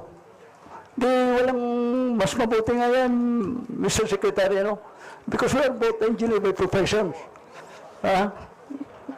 Kung may mga defect man, forensic review natin yung sabi niya, third party. Thank you, Mr. Chair. Sige. Wala po tayo sa tanungan para lang po malinaw. Medyo inaantay naman natin yung po tanungan, clarification na. SDS po, is recognized. Yeah, Mr. Chair, I think the good secretary and a few of his higher officials have gone through those malicious posts. I just wanted to get it out from the department Kasi, it affects the very institution that we are sworn to uphold. So, Mr. Secretary. Well, I have gone through actually the political blogger that you've given me, Your Honor. And what I can say, we don't have this kind of information at all in the department. To me, it's a little preposterous actually to have something like this, 800 billion for 6 members of Congress. Mr. Chair, can you restate it, Mr. Secretary? What was the allegation again? The 6 congressmen has cornered 800 billion 800 billion in projects. pesos for flood control projects, Your Honor. Mr. Chairman, Mr. Chairman, Mr. Chairman, can we ask the Secretary to make a categorical denial of the statement made by that blogger in social media in this committee? Mr. Chair. It is actually now that it is now open for me to respond, Your Honor. What I'm saying is that we don't have any specific record of this kind of allocation for the 6 congressmen that has been put into the... And can you mention the responsible blogger or irresponsible blogger who made that allegation, Mr. Chair? I don't have anybody. Did not say. Yeah. I think it's a page, Mr. Secretary, being circulated today. So, Mr. Chairman, I would just like to thank the good Secretary for at least clarifying that point, no? Kasi, alam mo, unfair talaga eh. I mean, we need to get, our facts, we need to get the truth, especially when we're trying to investigate issues and problems that affect the country. Now, if there are malicious people who want to take advantage of this by throwing out fake news, fake posts, meant to malign and destroy the good name, hindi po pwede yun. Walang lugar po sa atin yon, at higit sa lahat, hindi po tama yon. So, Secretary, thank you so much. Mr. Chair, maraming salamat po. So at least we can put that, use that statement that the DPWH categorically denies that, and says it is impossible that X amount of congressmen can actually hold that figure mentioned in that post. So thank you very much, Mr. Chairman. Sige po, last 2 na lang po before really going to the Q&A, please. Congressman De Maguila. Mr. Chair, a while ago. And Congressman Hernandez, please. Okay, thank you, Mr. Chairman. A while ago, I raised the possible solution sa flooding, yung dredging ng Laguna Lake. The good secretary was about to answer. Kaya lang po, medyo naiba po yung question, so I would be glad to wait for the answer of the good secretary. Yes, please, Mr. Secretary, please proceed. Your Honor, I think, yes, as I mentioned earlier, one of the persistent problems now that we are facing right now is actually the siltation of even Laguna Lake and many rivers all over the country. Because I think this is what we observed when we entered into this administration. That for the last many years, I think there has not been any concerted dredging and desilting efforts. And actually, when we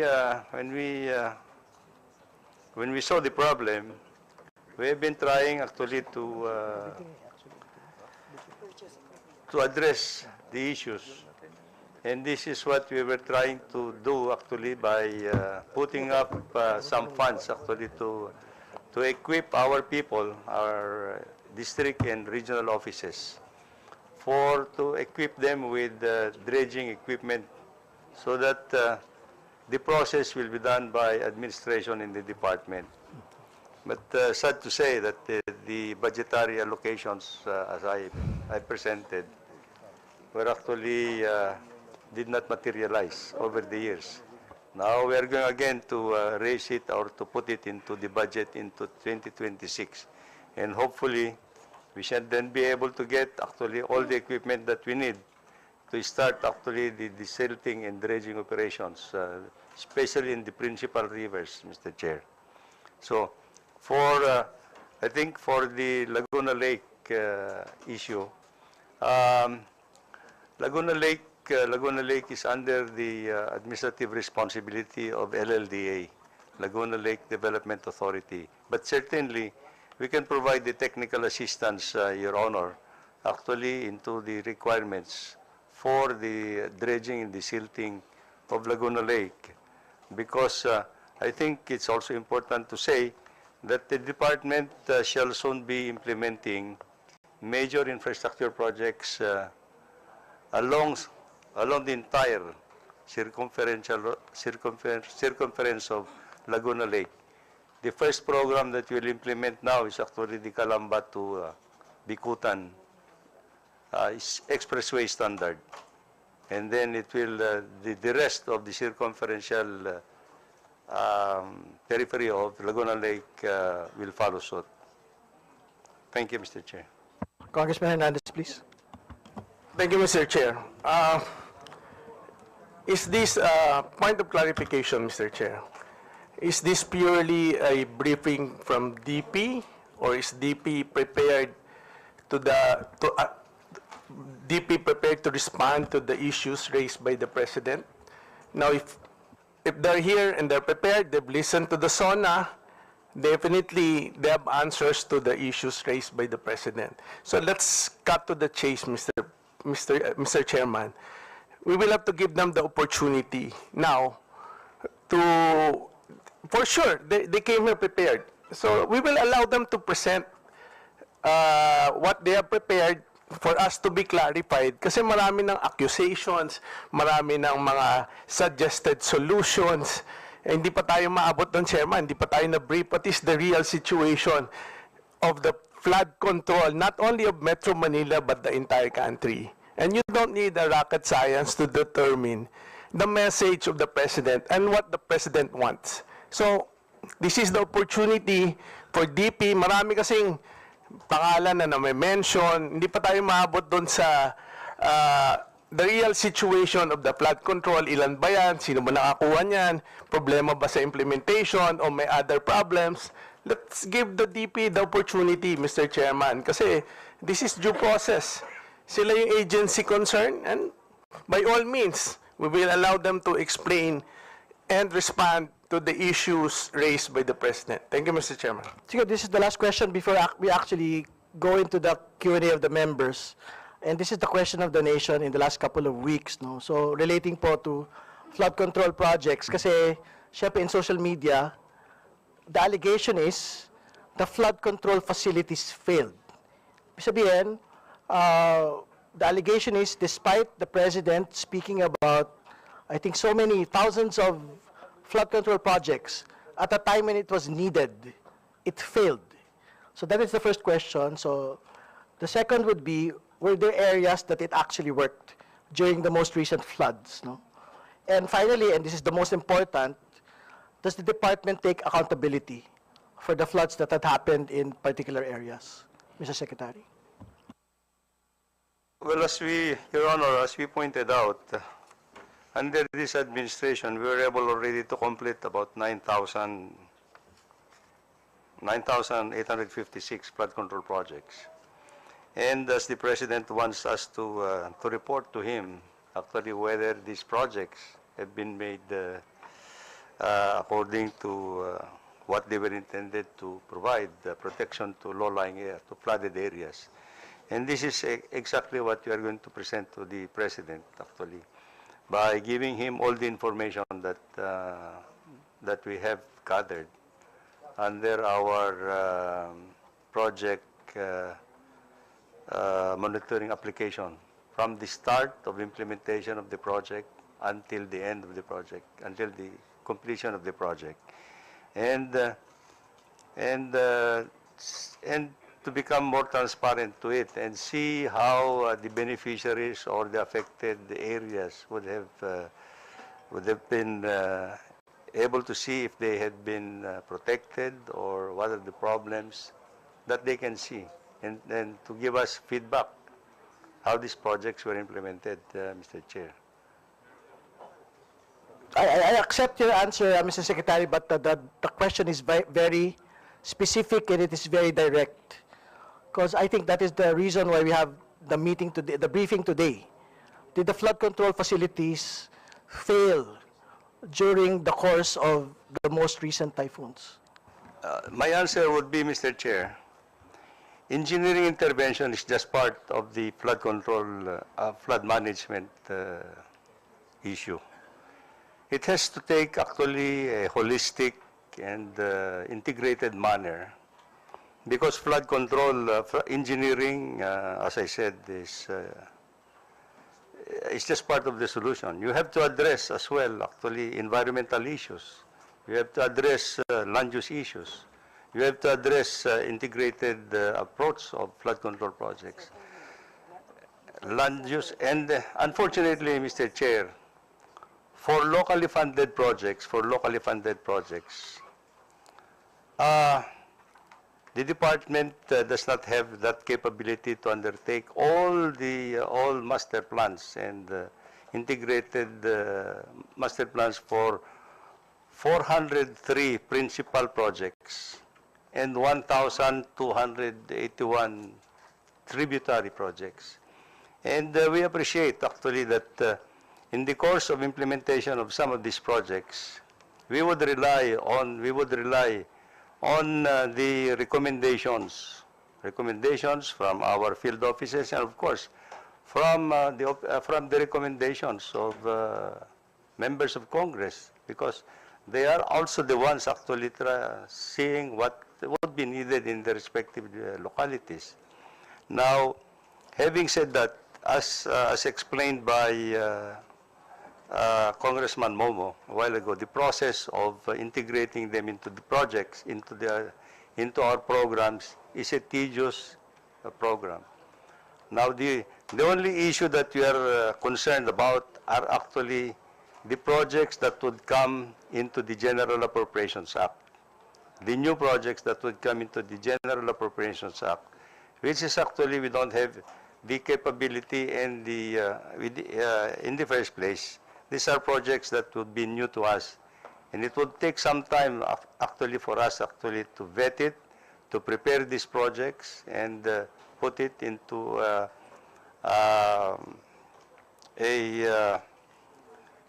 technically viable project. And these are the challenges that we face, Your Honor, at this point in time. We accept the response, Mr. Secretary. Of course, thank you for discussing the particular details. Of course, the question also is, and to be fair to the department, there are also areas where the flood control projects actually work.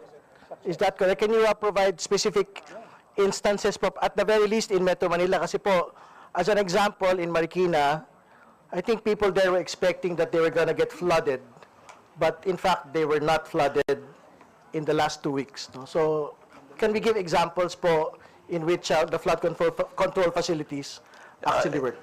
Yes, Your Honor. Actually, for Metro Manila, it's a little different scenario. For the Department of Public Works and Highways, let me put it in proper perspective. Flood management in Metro Manila is under the responsibility of MMDA. This has been taken out of the department long time ago, when we transferred lock, stock, and barrel to MMDA at one point in time, Mr. Chair, in accordance with their charter. Now, having said that anyway, the department continued to provide technical assistance to the Metropolitan Development Authority in coordination with them, and even at this time, under the World Bank Assisted Program, the department is now in the process of rehabilitating the major pumping stations to increase their discharge capacities at this point in time. We should be able to complete 32 pumping stations by early next year. For Metro Manila, there is a big project that we are implementing right now under the Pasig-Marikina Flood Control Program. And this will involve actually even dredging of Marikina River Marikina River, and probably the implementation of other structures that would initially store floodwaters from the Sierra Madre. And this will be in the program actually for the next several years, Your Honor. So this is why in Metro Manila, I think there has been some significant improvement, particularly in the Marikina area, Your Honor. Thank you, Mr. Secretary. We can proceed to the questions of the House members, but we'd like to acknowledge po the members who are here. Congressman Reynaldo Salvacion, Lone District of Marinduque. Congressman Vincenzo Renato Luigi Villafuerte, 2nd District, Camarines Sur. Congresswoman Maria Cristina Angeles, 2nd District, Tarlac. Congressman Antolin Oreta III, Lone District, City of Malabon. Congressman Amado Carlos Bolilla, the 4th District, Batangas. Congresswoman Attorney Jerryville Jinky Beatrix Luistro, 2nd District, Batangas, Chairperson, Committee on Justice. Congressman Gerardo Jerry Boy Espina Jr., Lone District, Biliran. Congresswoman Agatha Paula Aguilar Cruz, 5th District, Bulacan. Congressman Brian Poe, Party List FPJ, Panday, Bayanihan, Assistant Majority Leader. Congressman Roy Gonzalez, Lone District, City of Santa Rosa. Congresswoman Kakabag-Aw, Lone District, Dinagat Islands, Deputy Minority Leader. Congresswoman Dada Kiram Ismula, Party List Akbayan. Congressman Joseph Tan, 4th District, Isabela. And Congressman Christopher Sheen Gonzalez, Lone District, Eastern Samar, Assistant Minority Leader. Okay po, we will proceed now to the questions of the members. Is Congressman Garbin here? He left already. Congressman, I think Congressman SDS Suarez is finished. Congressman Ko, you may proceed, please. Mr. Chair, this is the purpose why I suggest to subpoena those taken all the records, because based on the statement of the Secretary, there are damages not within our control. So, if based on the document presented, we could know that the project is completed, then the design is correct, then the contractor follow the specifications and program of work, and those damage is not our control, but there will be a factor of lateral movement due to earthquake, flood, and etc. Thank you, Mr. Chair. Mr. Secretary, please, you may reply. Yeah, I think I totally agree with the good congressman that are other, I think, as I have mentioned, Your Honor, I think the engineering intervention is just part of the solution, but I think for us to be able to comprehensively address the flooding problems, it has to be a holistic, comprehensive, and integrated manner, Your Honor, in all sectors that we need to address. Thank you, Mr. Chair. Congressman Ko? Oh, another follow-up now. In our discussion, I found out, and I would like to suggest a solution to this problem. This is in connection with our insertion. Dapat nito to those respective engineering district, they should submit a very feasible projects to the regional director and in protocol direct to the central office.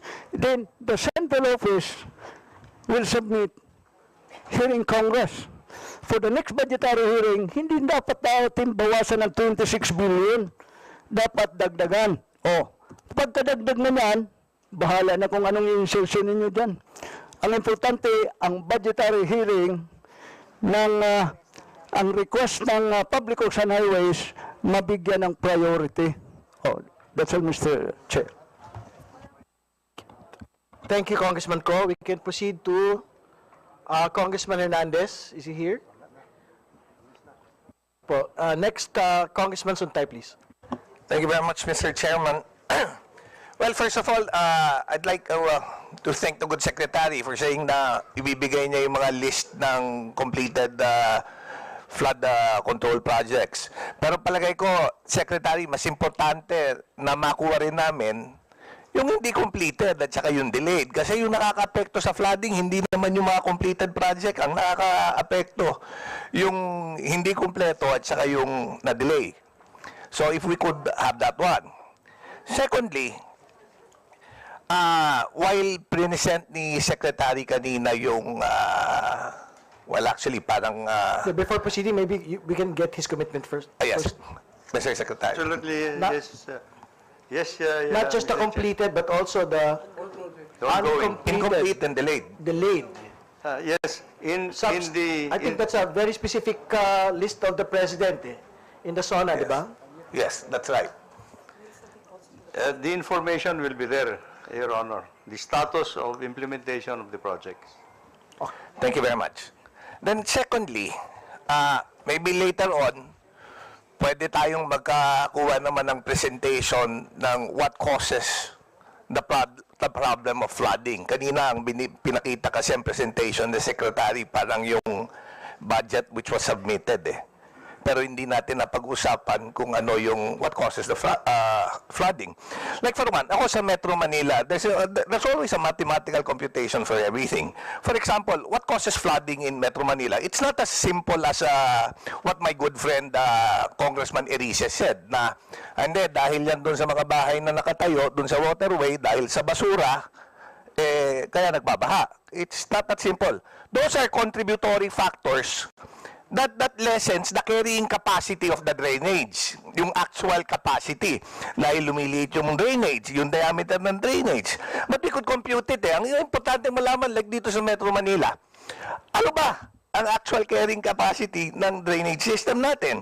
Based on, kasi we could compute at an average yung volume of water that is produced during a typical typhoon. Ang formula lang naman dyan, area times rainfall depth. Nako-compute naman natin, alam natin kung ano yung average area ng Metro Manila, it's 636 square kilometers. Alam natin yung lower limits pagka bumabagyo. Ang lower limits ng rainfall depth pagka bumabagyo, 150 millimeters. Ang upper limits yan, pag malakas yung bagyo, sabihin mo lang 300 millimeters. So, if you compute volume, yung area times rainfall, malalaman mo ilang cubic meters ng tubig ang bumabagsak sa atin. So, yung lower limits, it's 95,400,000 cubic meters. Kung gagamitin natin yung upper limit, it's 190,800,000 cubic meters. So, may data ba tayo? What is the carrying capacity of our drainage system in Metro Manila? Kasi kung yung carrying capacity lang hindi natin alam, hindi natin masosolve yung problema. So if I can Mr. Secretary, please proceed. You can reply. Your Honor, yes, I totally agree with the observation of the good congressman from Metro Manila for Quezon City. The main problem in Metro Manila, Your Honor, is actually the drainage system in Metro Manila is very much old, antiquated. What we know is actually in the recent assessment of the drainage problem and drainage system in Metro Manila, despite the fact that it's already antiquated and old, the existing drainage system in Metro Manila is 70% silted. So in other words, it has only a carrying capacity of 30%.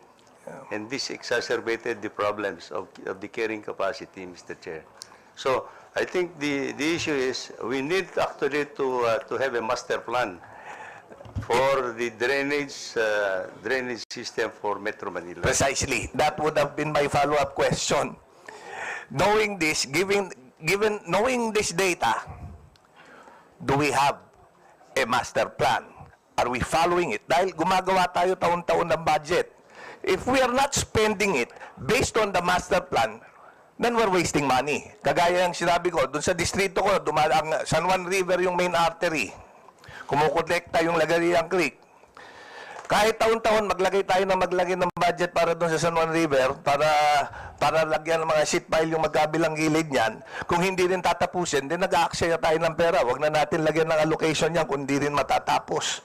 Sayang lang rin eh.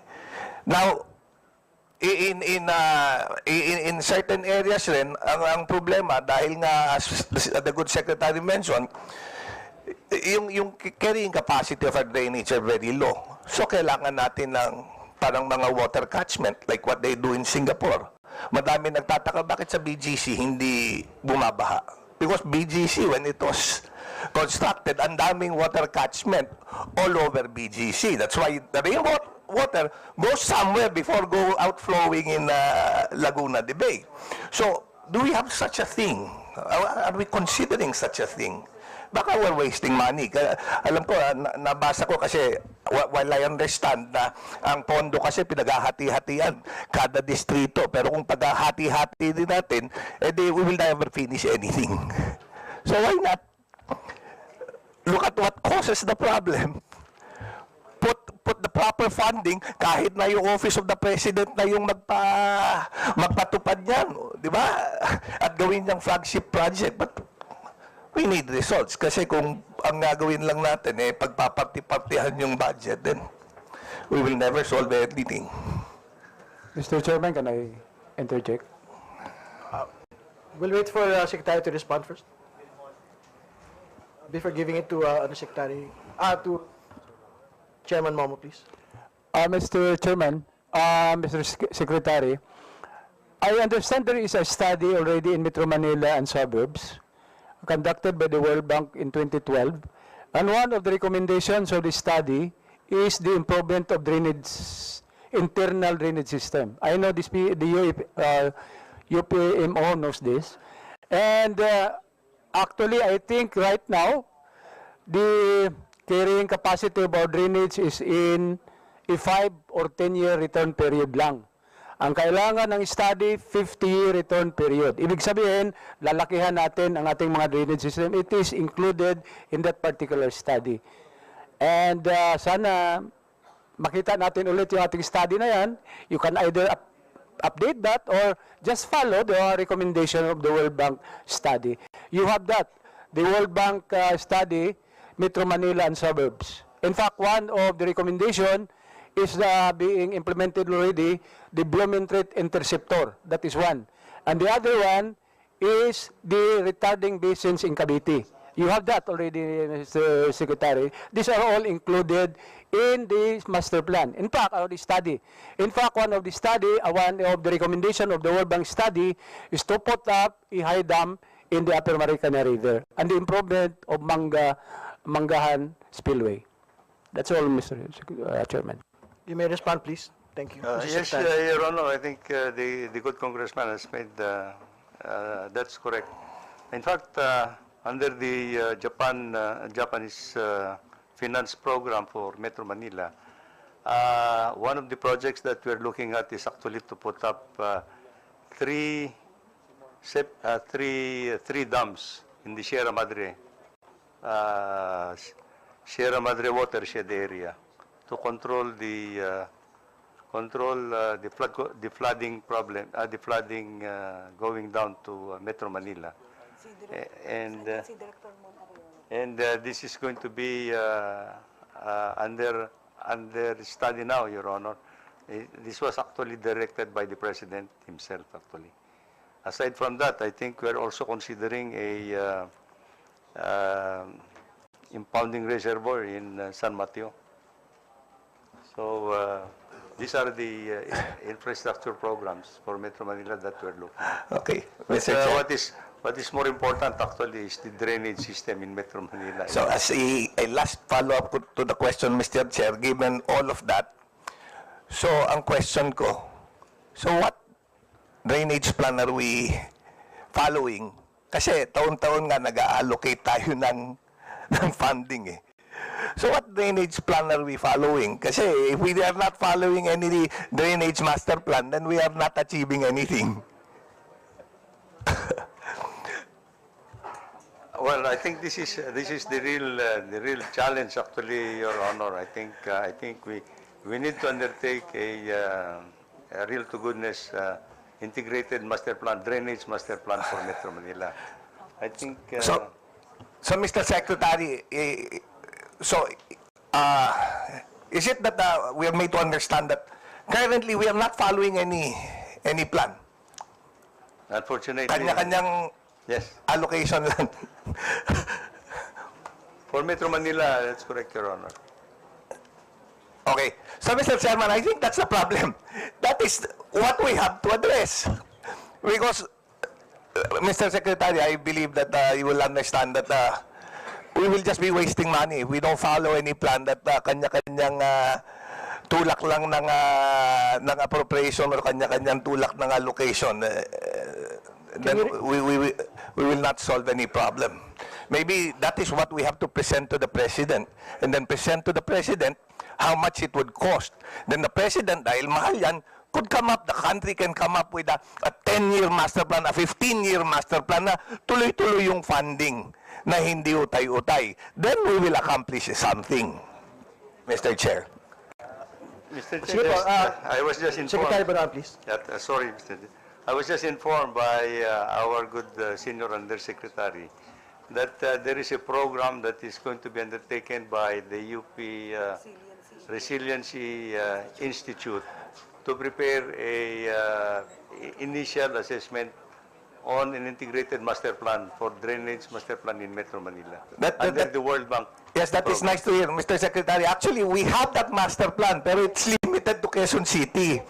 But other cities should also do that master plan because we are connected eh. Yung tubig galing sa amin sa Quezon City hindi lalabas sa Laguna de Bay kung walang master plan yung Pasig rin dahil dinadaanan namin yung Pasig eh. Hindi rin lalabas sa Maynila kung wala rin yung Maynila eh. Totoo pa yan. Thank you, Mr. Secretary. Maybe can you state your your observation para lang din po malinaw.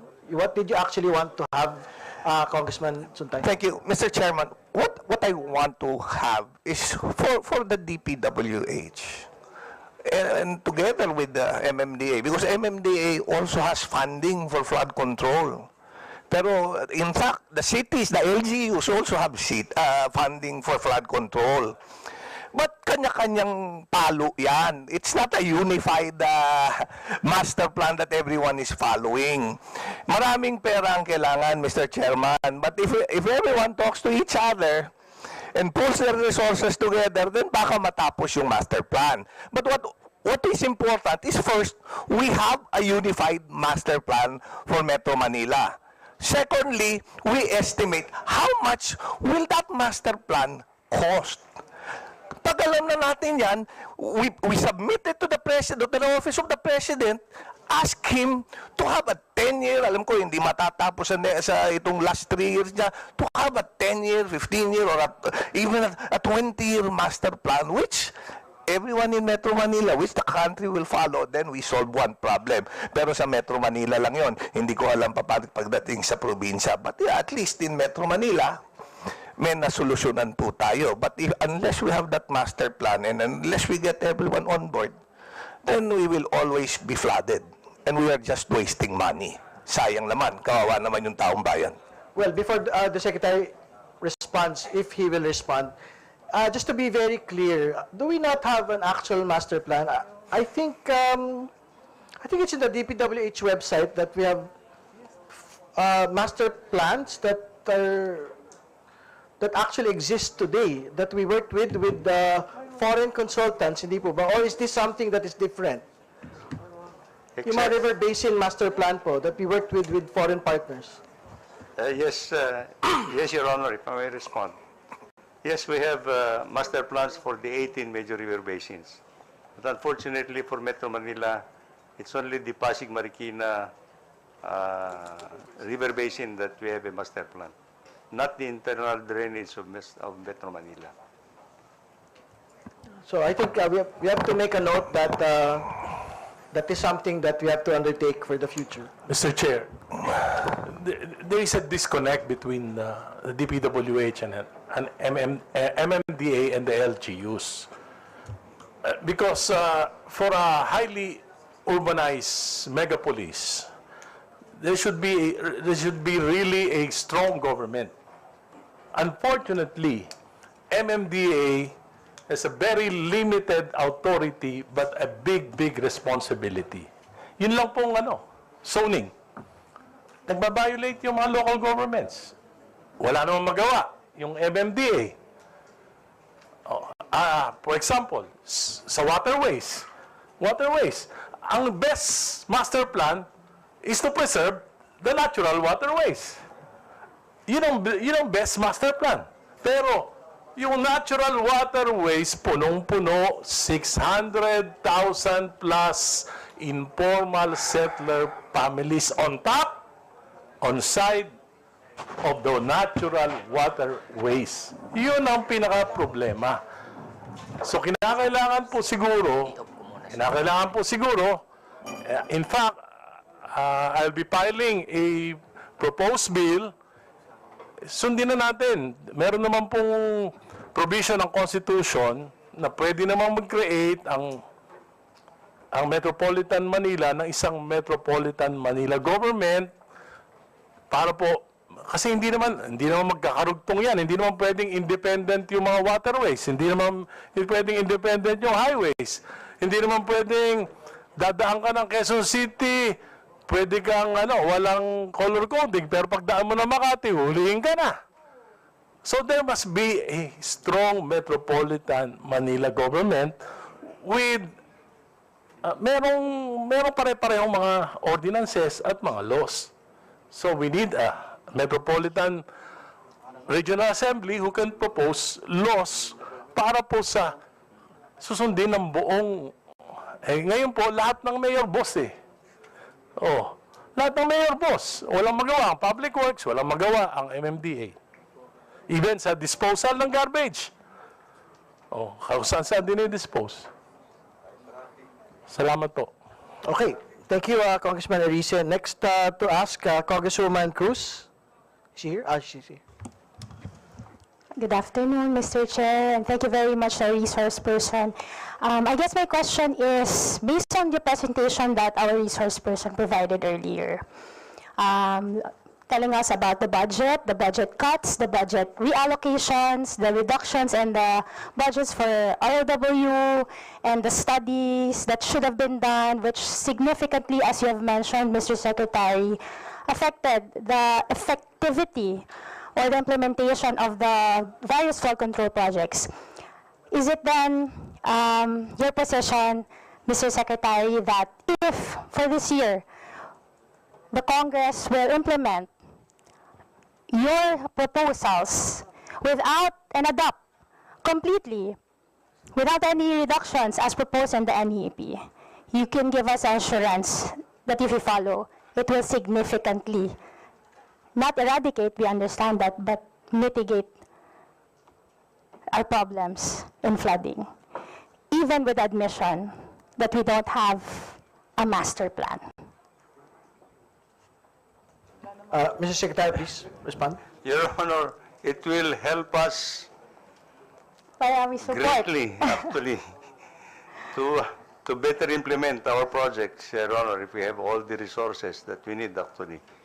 May I ask for another follow-up questions? By what metrics, Mr. Chairman, should we measure the effectivity of a flood control project?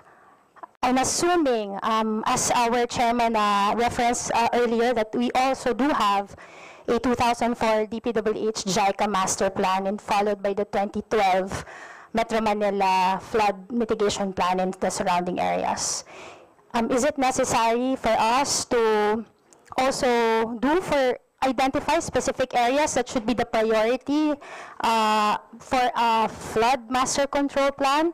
Or we just, your position is, let's follow the NEP as proposed and see where that takes us, or we also simultaneously have to create a master plan for areas you have identified as priority projects? Sorry for the compound question, Mr. Secretary. Please proceed, Mr. Secretary. Your Honor, I think, yes, but as we mentioned, actually, the River Basin Program have already the master plans, and these are what we are following actually in the implementation of these projects. But what we need actually is master plans for other principal rivers and the local rivers as well, because I think these are also necessary for everybody to be guided on the priorities that have to be implemented along these rivers, Mr. Plan. And I think the master plan, as we are saying, should not only be for the engineering solution, but it has to be a comprehensive master plan that all those involved. Structural engineering solution is just going to be part of the master plan. We need to address the other components like environmental issues, land use issues, and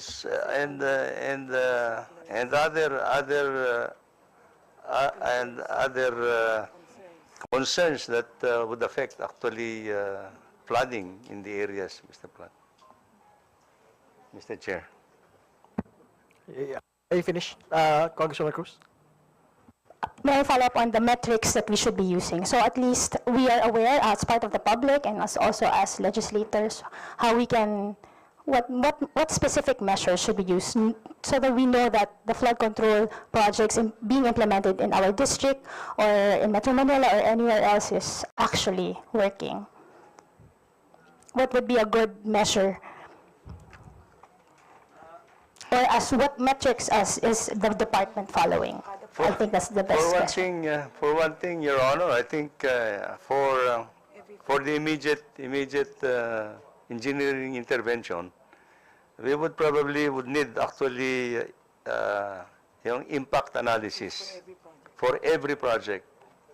What is the purpose of the project? How many beneficiaries should be benefited? What land area? And all these things. So we need an impact analysis actually for every project that we need to implement. Is this currently being done, Mr. Secretary, Mr. Chair? Is it currently being done, that impact assessment? In the process, Mr. Chair, yes, those major projects that are being included into the National Expenditure Program, the district and regional offices are actually have this process for major, not everything. There is a threshold actually, Mr. Chair, threshold for major projects. So we need an impact analysis. We require the impact analysis, at least for the benefits that will be derived from the implementation of engineering flood control program. Thank you, Mr. Chair. Okay. Thank you, Congresswoman Cruz. Mr. Chair, just in connection to what yes, please. Congresswoman Cruz stated.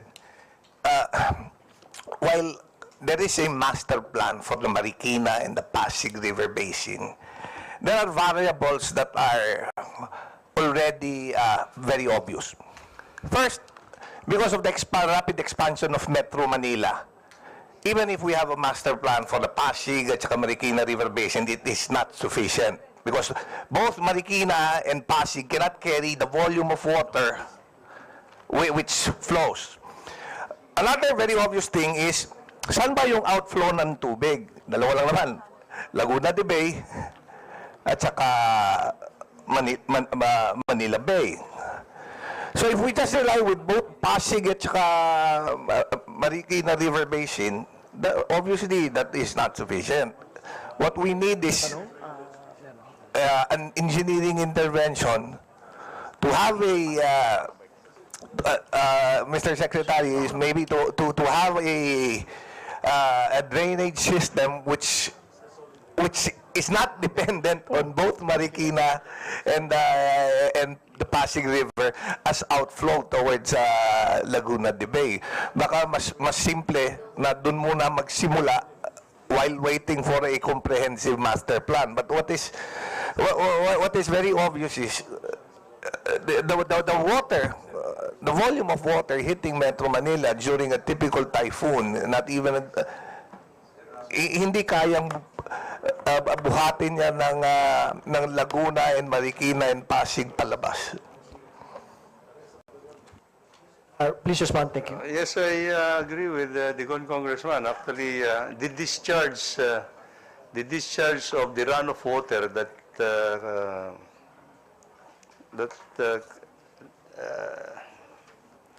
is in Metro Manila, as mentioned, the capacity to discharge is very limited because of the drainage system now. No matter how efficient would be the pumping stations that we are talking about, for the runoff water cannot be conveyed into the pumping stations, then it will really exacerbate the flooding problems. So I think it has to be, as you said, Your Honor, I think it has to be an integrated approach for everything. Okay.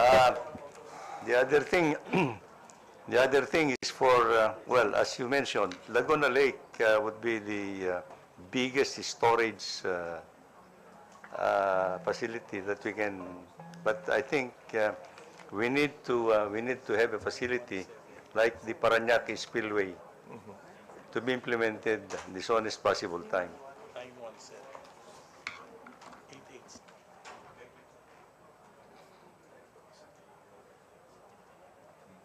Okay, before we proceed, we'd like to acknowledge Congressman Percy Sindanya, Party List Akbayan, Deputy Minority Leader. Congressman Antonio Tonchitino, Party List, Teachers, Deputy Minority Leader. Congresswoman Shelo Crisel Lagman, 1st District Albay, Deputy Minority Leader. Congresswoman Rene Luisco, Party List Kabataan, Assistant Minority Leader. Congressman Jose Manuel Tadeo Chel Diokno, Party List Akbayan, Assistant Minority Leader.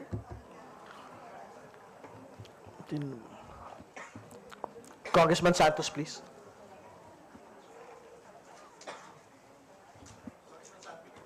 Congressman Santos, please, you may proceed.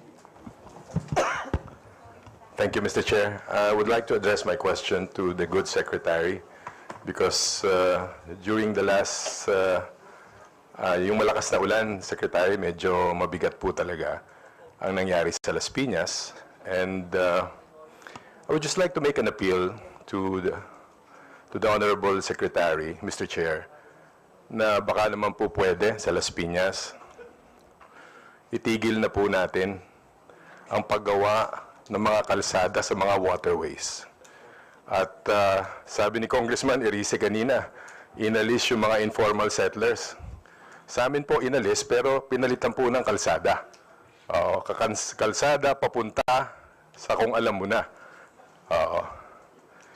No, but this was the initiative of my predecessors, Mr. Secretary. I don't want to put a blame on you because I know that, alam niyo po, gumawa po sa amin doon po sa Zapote River ng River Drive. Ilog, dapat yung River Drive, pang-dredge lang po yun. Para i-clear yung mga siltation doon. Pero ito pong River Drive na to, ginawa pong kalsada. Kalsada doon sa mga negosyo, na pati ang gobyerno ang gumagastos. I'd just like to inform the Secretary na I wrote a letter, Mr. Secretary, sa inyo. Kasi po, meron pong ginagawa namang kalsada doon. DPWH na naman po nagpapagawa. Pero private property po. Akala ko natapos na yung C5 at Taga. May parallel pong kalsada ngayon doon. I think alam po ng district engineer yan at I'm not sure if the regional director knows this.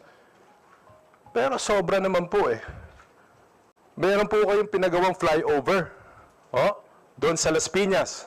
Alignment ng LRT. 1 extension. Nasira po yung alignment. At ngayon gagastos naman ng gobyerno ng more than 1 billion pesos for the realignment and the redesign of the LRT extension. At alam niyo yan kung bakit nire-realign. Kasi gustong pumunta na naman yung istasyon doon sa lupa nila. Tama na po yan. Tama na po.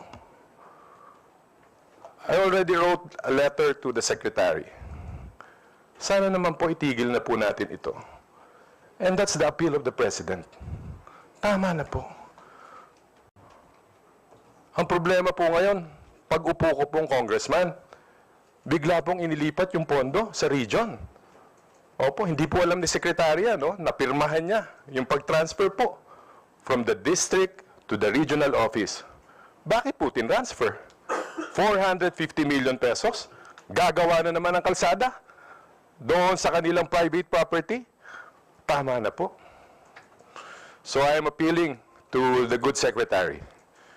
I hope, sana po yung district engineer nyo doon, wag po sumunod, doon sa mga nagdidikta sa kanila. Kung pwede po, tanggalin nyo na siya. Hindi po ako nagbibiro. Kasi, ako po ang boses ng taong bayan Wala naman po akong, neophyte po ako Wala po akong kontrata, wala po akong kontraktor. Pero ang sinasabi ko, tama na po. Alam niyo po, I have no recourse but to file complaints po doon sa mga nag-implement po ng mga projects na yan. Hindi po ako nagmamalinis. Pero tama na po. Thank you, Mr. Chair. Mr. Secretary, may respond, please. I fully understood the frustration of the good congressman. And yes, Your Honor, we will certainly seriously consider all yung proposals actually and look into yung projects that are now being implemented as you mentioned. In fact, follow up po, Mr. Chair. Yung pong LRT1 extension, dapat po 6 years ago tapos na yung Las Piñas Station. Gumawa po ng flyover dun sa alignment ng train. Ngayon po, nag-expropriate na po ang DPWH or LRTA. Ngayon, mag-expropriate na naman po tayo. Imbis na dumaan sa gitna ng C5 extension ang train, ililipat po, i-redesign, kakanan. Mr. Secretary, mas mura pa po gibain ang flyover doon sa C5 extension kesa i-redesign at i-realign. The flyover cost only about 350 million pesos. Now we're going to spend 1.5 billion pesos approximately para to realign po, Mr. Secretary. So I think yung delay po na implementation ng LRT1 extension. In fact, Mr. Chair, I filed already a resolution to investigate this matter. But I brought it up already so the Secretary could do something about this. Full support po ako sa inyo, Secretary. Pero this has to stop. Thank you, Mr. Chair. Absolutely. Yes, Respond, please. As I said, Your Honor, I think we'll have to seriously look into all these things that have been brought up by the good congressman in Las Piñas. Thank you, Mr. Secretary. Next to ask question is Congressman Galang, please. Thank you, Mr. Chair. Good afternoon po, Secretary. My question naman po is in relation to the drainage master plan. Since aside from the master plan itself, do we have a book or design guide or minimum requirements or specification for certain projects? For example, merong drainage improvement. Do we have a minimum standard sa mga carrying capacity ng mga iba't ibang road mga waterways, and kung meron po, when was it last updated? Thank you, Mr. Chair. We don't have a standard that it is computed technically, Your Honor. Case-to-case basis. It's computed, Your Honor. Actually, what is the volume of water that's going to be anticipated that will come out? We have to design actually the type of drainage. What is the size and the volume. as you said, I think this time, I think we are changing our technical parameters actually in considering actually our design parameters. When before actually flood control projects were designed that yung very technical po ito, yung return period that you are saying, anywhere between 15 to 25 years before. Now, because of climate change, I think we are going to adopt for major flood control programs, either 25 to 50 years return period. For the big projects that we're implementing, it's going to be 100-year return period, Your Honor. Thank you, Mr. Chair. Follow-up rin po, actually it's great to hear from the Secretary na we're thinking about the 50-year or 100-year returns ng projects.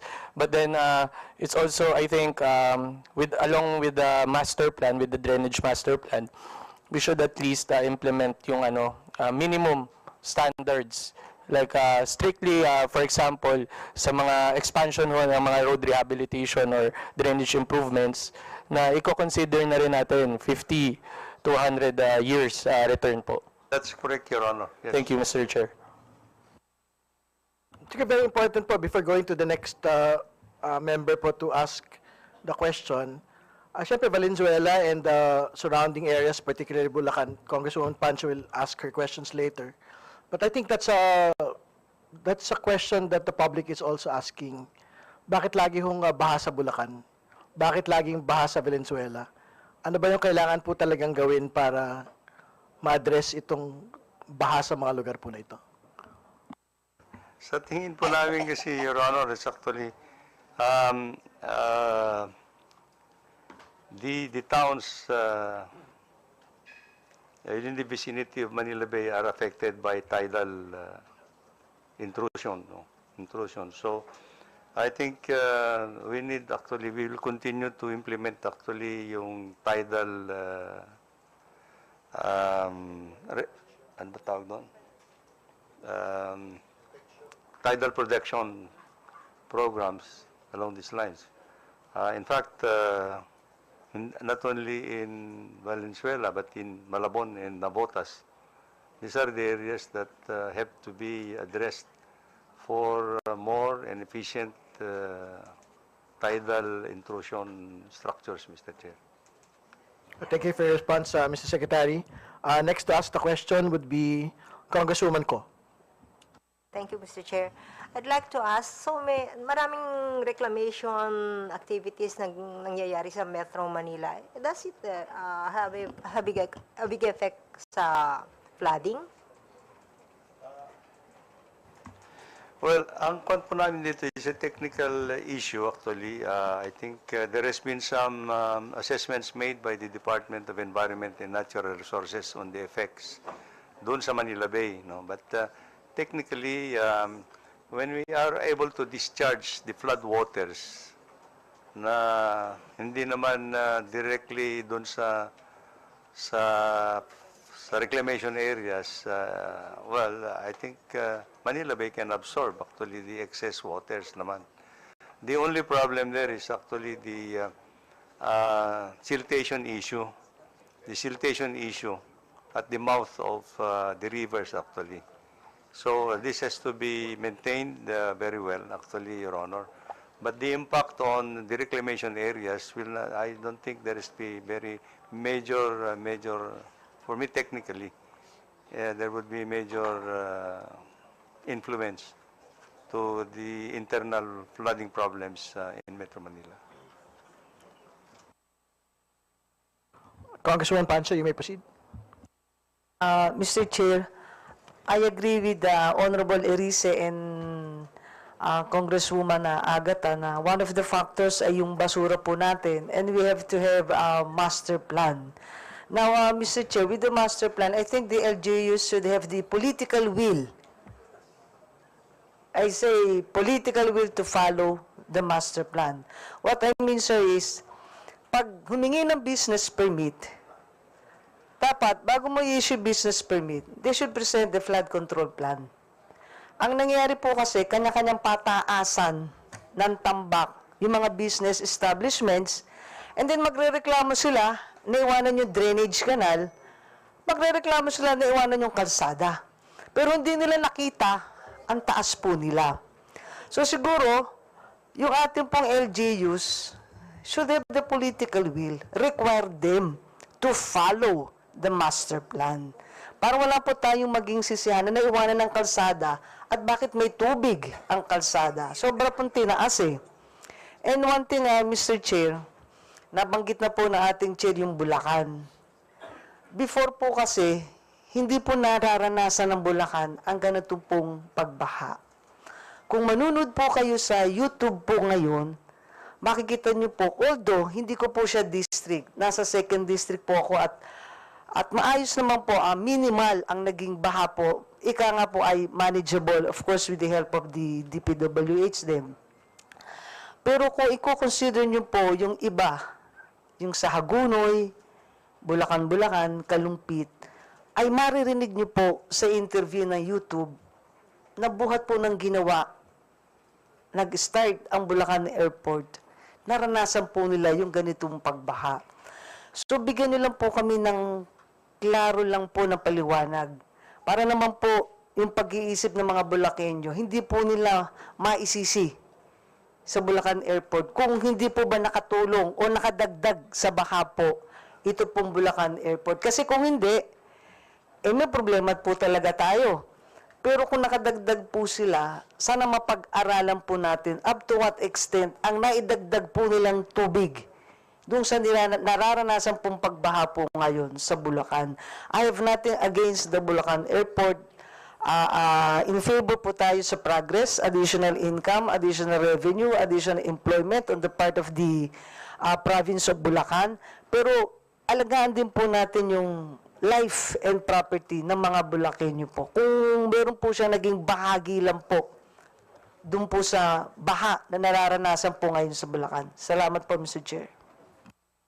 You may respond, Mr. Secretary, please. Well, I think this is a very technical issue, Your Honor, and it would need actually a comprehensive study on the implications of the proposed airport in Bulacan, no, in terms of the impact of flooding, actually. Now, what I can say, actually, in those areas, in Hagunoy, Kalumpit, and everything, at one point in time, Your Honor, when I was still in the department long time ago, there was already a master plan, a big project that was supposed to be implemented in that area under the Pampanga Delta Flood Control Program. Upper Pampanga was completed. However, the lower Pampanga area, which is supposed to take care of the flooding problems in Hagonoy, Kalumpit, and all the other provinces, unfortunately, this was rejected by the local governments. So, the funding was there, actually, and it was ready to be implemented, actually, to the dismay of the Japanese government at that time. Unfortunately, it did not materialize. And so now, we are faced with this issue to address it again, actually, the flooding problems in those areas, Mr. Chair. Thank you, Congresswoman Pancho. Next to ask is Congressman Garcia, House Appropriations Committee Senior Vice Chair. Thank you very much, Mr. Chair. Good afternoon po sa ating colleagues at kay Secretary at sa buong DPWH family. Magandang hapon po.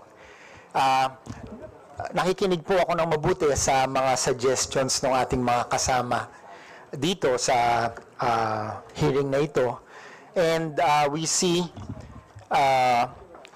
bits and pieces of the problem.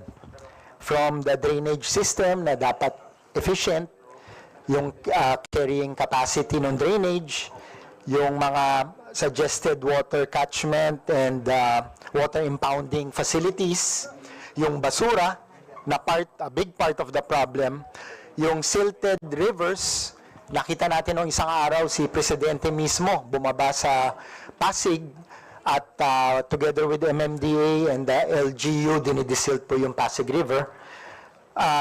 Ito po yung mga nabanggit na problema kanina which adds up dun sa problema natin ng flooding.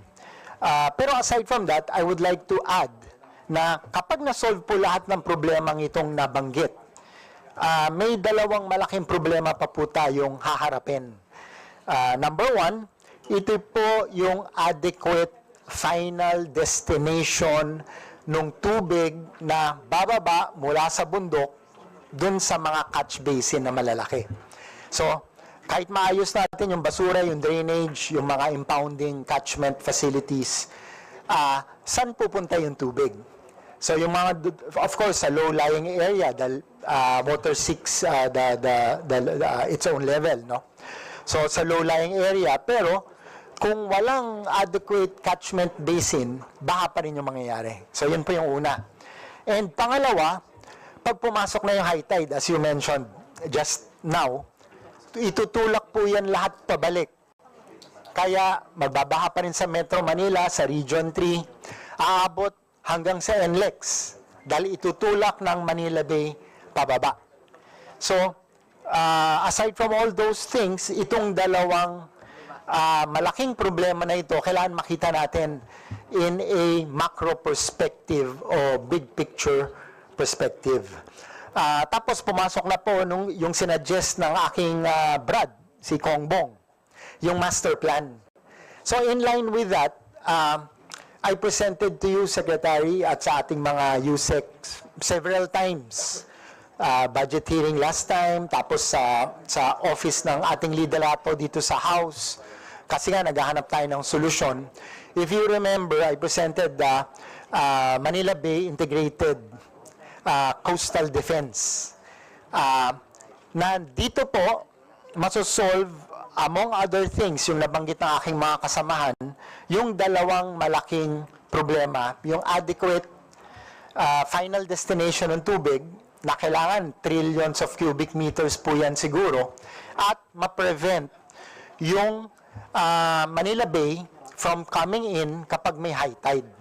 So if you remember that, I even highlighted all the river systems from Region 3 at Metro Manila. Kasi ito po yung nasa throat of Manila Bay. So from parts of Bataan, parts of Pampanga, parts of Bulacan, kasama doon yung Valenzuela and Malabon, and of course yung Metro Manila, coming from the mountains of Rizal. So doon lahat yan babagsak doon sa throat of Manila Bay, and dahil hindi adequate yung catchment basin, babaha yung area na yon, kaya sinasabi ng ating mga kasamahan from Region 3 and Metro Manila. Tapos, to make it worse, papasok pa po yung high tide ng Manila Bay. So, yun po yung pinopropose ko na sana mapondohan yung feasibility study or master plan of that. Kasi yan na po yung sinasabi ni Kong Bong na pwedeng maging comprehensive master plan because it will encapsulate all the problems that were mentioned today, from the trash, to the drainage, to the silted rivers, to the catch basin and the prevention of Manila Bay from coming in. So, gusto ko lang po sana i-follow up, Secretary, kung ano na po yung status nitong na-present natin several times sa Public Works, because it is a possible solution to the big problem. Please proceed, Secretary. Your Honor, yes, we are aware of that, and actually we have the as has been furnished to us by the good congressman. I think this is a big mega project that we are talking about, yung kwan dito sa Manila Bay. And we had been coordinating with NEDA because I think at the end of the day, I think this kind of a project will have to be other official development assistance financed, because I think this cannot be carried out by local financing program or at least public-private partnership program. So these are the areas that we are exploring with national economic DepEd, Your Honor. We'll follow it up with them actually, because we agree completely with the concept that it will really mitigate actually flooding problems in the surrounding areas from Bataan, Pampanga, Bulacan, and Metro Manila. Yes, Your Honor. Follow-up question, Mr. Chair. Thank you, Mr. Secretary, for your response. And just like the Bataan-Cavite Interlink Bridge, we were proposing it before at nung inapprovan ng NEDA and DPWH, and you have an existing partnership with our institutional funding partners like ADB, Asian Development Bank. Kapag napondohan yung feasibility study, just like the bridge, at lumabas na ang laki ng economic internal rate of return, just like yung Bataan-Cavite has the highest among all Build Better More projects, that is compelling reason enough to proceed sa detailed engineering design because ang laki ng matutulong sa ekonomiya. So dito rin, kapag napondohan yung feasibility study or yung master plan at makita na hindi na lang concept, pero the data and the numbers will show na ang laki ng magiging benepisyo nito sa buhay, kabuhayan at ekonomiya ng ating bansa, ay this will be compelling reason enough para i-pursue yung next stages. So in short, yung feasibility study is the precursor dun sa malalaking project, lalo na kung ang taas ng economic internal rate of return.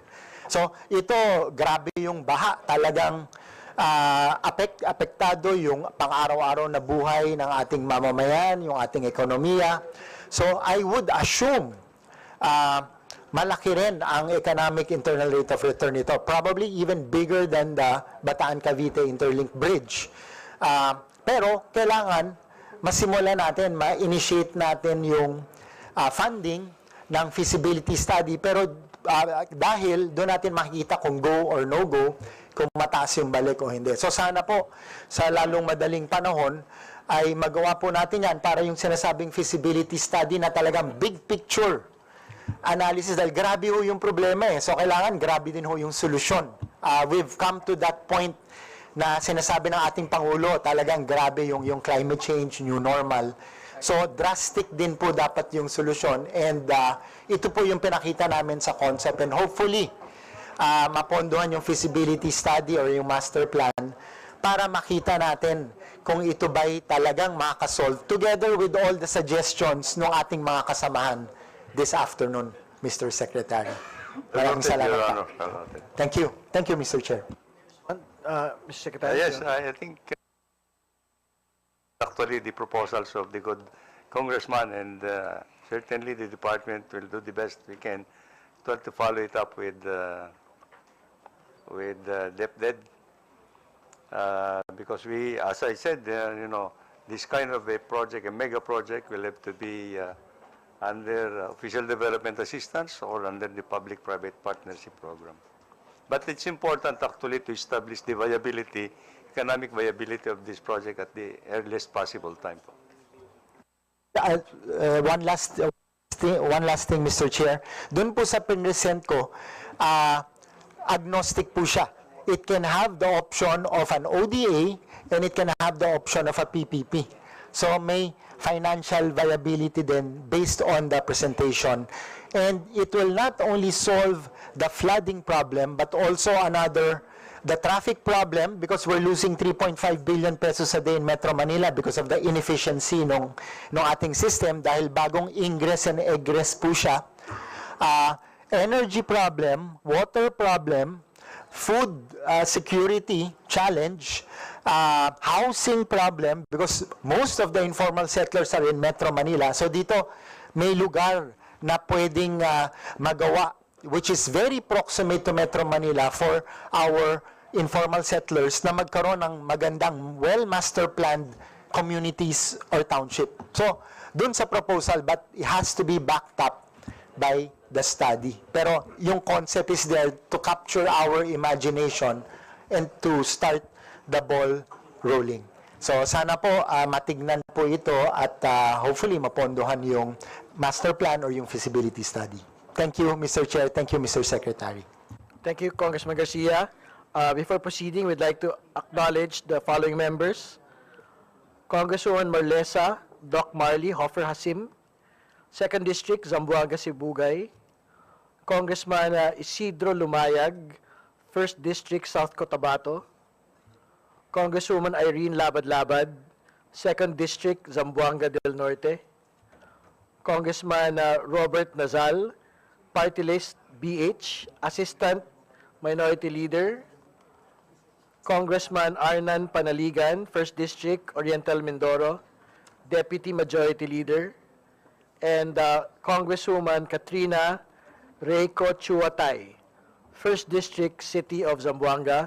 Next to ask the questions would be Congressman Tino. Thank you, Mr. Chair. Mr. Chair, di lang ako natunawan doon sa isang sagot ni Secretary kanina. Nung tinatanong nung mga kasamahan natin yung anong ginagawa tungkol sa baha sa Metro Manila. Tama ba, Sec, yung dinig ko na sabi nyo walang planong sinusunod? Kayong nag-implement, DPWH. Ganun ba talaga? Walang plano, master plan, whatever, na sinusunod sa pag-implement ng mga flood control projects, particular sa Metro Manila ngayon? Please clarify. Your Honor, as I mentioned, actually, I made the premise, actually, that the flood management program for Metro Manila has been taken over by Metropolitan Development Authority, And the department, however, is providing technical assistance in terms of engineering advice for them.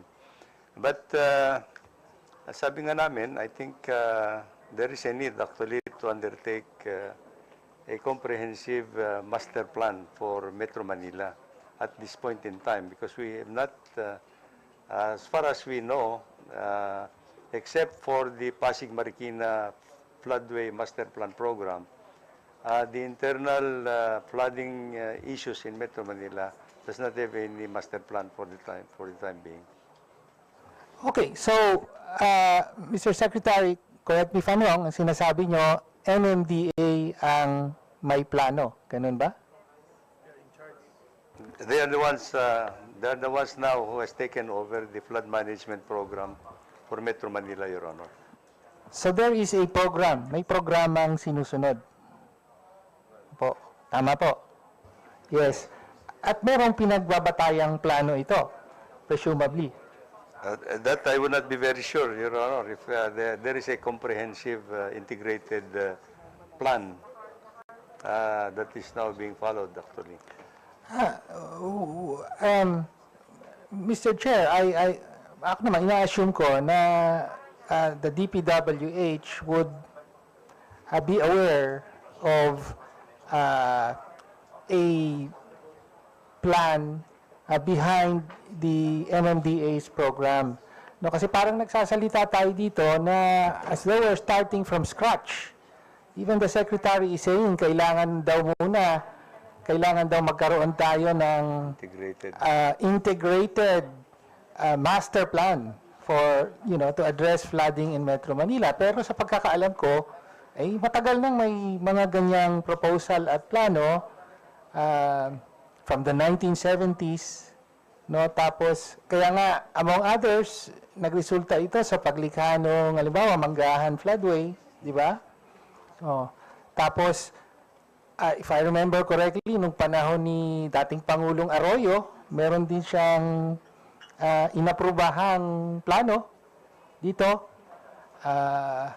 Nung panahon ni Pangulong Aquino, may binabanggit din na pinapatupad na plano. Di ba, naging issue nga nun yung kailangan daw magpatayo ng catch basin sa ilalim ng UST ba yun? Tapos ayaw pumayag. So, in other words, Sec, parang di naman ako makapaniwala na walang existing plan. At kung gayon ay, kasi ang sunod na tanong doon saan na pupunta at paano pinatutupad yung from 2012 to the present? Sabi ay nasa 1.4 trillion na po ang nakalaan sa flood control, no? At papalaki ang pondo na to. Noong 2011, 11 billion lang po ang nakalaan sa budget ng DPWH for flood control. But for 2025, it's 248 billion. 249 for flood control. At presumably malaking bahagi no nasa NCR, no, a significant portion at least ay nasa NCR. Pero bakit parang ang sinasabi walang plano at kailangan palang magbuo ng plano? Pakiklaro lang po. No? Well, as ang ano po namin, Your Honor, is actually, as I said, the projects that we're implementing for Metro Manila are projects that are actually being requested from the Metropolitan Development Authority. For example, right now, the department is now undertaking the rehabilitation of the internal flooding problems for Metro Manila. The department now is undertaking the upgrading of the 32 pumping stations and the construction of another 4 new pumping stations in Metro Manila under the World Bank assisted program. And aside from that, the department is continuously undertaking yung drainage program alongside the national roads. Yun po ang aming function. No? Now the rest, the internal drainage of Metro Manila is not within the purview of the Department of Public Works and Highways. The other major program that we are undertaking for Metro Manila is the Pasig Marikina floodway program. Now there are many components of that program. I think we have completed actually 16 projects, including actually the engineering interventions along the Pasig River. Now we are in Marikina, and the other program that we will be implementing under this project would be the implementation of a floodgate, Metro Manila, Marikina flood control gate structure that will divert actually some of the floodwaters from the Sierra Madre Mountains going to Laguna Lake. And we are now in the process of doing a feasibility study for the implementation of flood retention structures in the Marikina River Basin as well as in the Sierra Madre watershed area, Your Honor. Thank you for that, Mr. Chair. So, ang isang parang lumalabas ay meron talagang apparently may kakulangan ng buong pagpaplano kaugnay sa pagtugon sa baha sa Metro Manila. Siguro sa pagpapalalim natin, we will pursue this point further. Thank you for that clarification. Mr. Chair, just to interject. Thank you. Yes. Yes, under the MMDA law, all the tributaries of the major river basins, Pasig, Marikina, is under the control of the Metro Manila Development Authority. It's not the responsibility of even the floodgates, even the pumping stations. They are all under the management of MMDA. Kaya yung plano hindi maliwanag kung ano ba talaga yung plano. Kasi ang MMDA naman wala naman siyang legislative assembly. It's all the mayors who are controlling yung kung ano man yung mga ordinances, kung ano man yung mga pagpaplano, yung mga mayor ang gumagawa nito. So may kanya-kanya sila. Para tayong merong 17 independent republics na nagmamanage ng isang ng waterways na interconnected. Yun ang problema. Thank you, Mr. Mr. Chair, just to follow up to that. So parang ang pinupunto ng ating kagalang-galang na Senior Deputy Minority Leader is yung existing na kaayusan ng MMDA ang parang nagiging hadlang sa buo o holistic na pagtugon sa problema ng flooding, no? At sa aking pagtingin, hindi ba dapat panghawakan ng national government ang usaping ito dahil in the end ito ang may dapat na may responsibilidad na matiyak na matugunan ang problema ng baha. So yun lang po, Mr. Chair. Thank you. Thank you. Before we proceed, I'd like to acknowledge the presence of Honorable Dasa Nico Raul of the 1st District of Northern Samar and San Fernando Elijah Rumabua, Party List Kamangawa. The next to ask a question, Honorable Gonzales. Thank you, Mr. Chairman. Good afternoon, good Secretary and the DPWH family.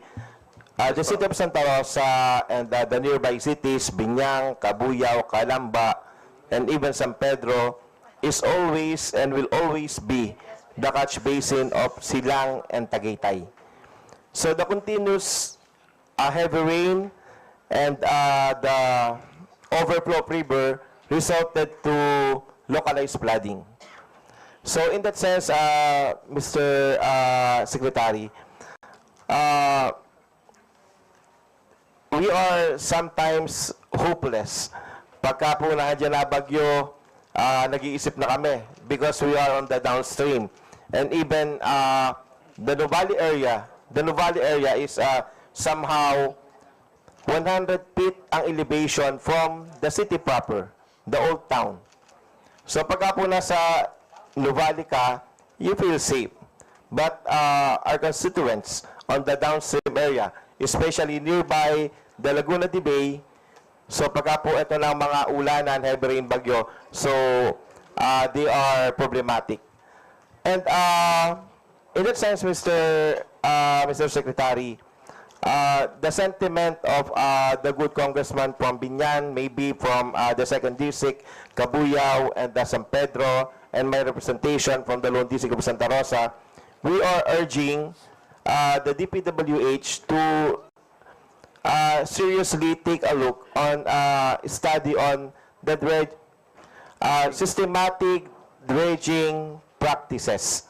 So hindi po yung, kasi po ang mga LGU may mga dredging eh. So dredging, so nangyayari po yan. But it is a short-term solution. But this time, baka po naman you may take the lead.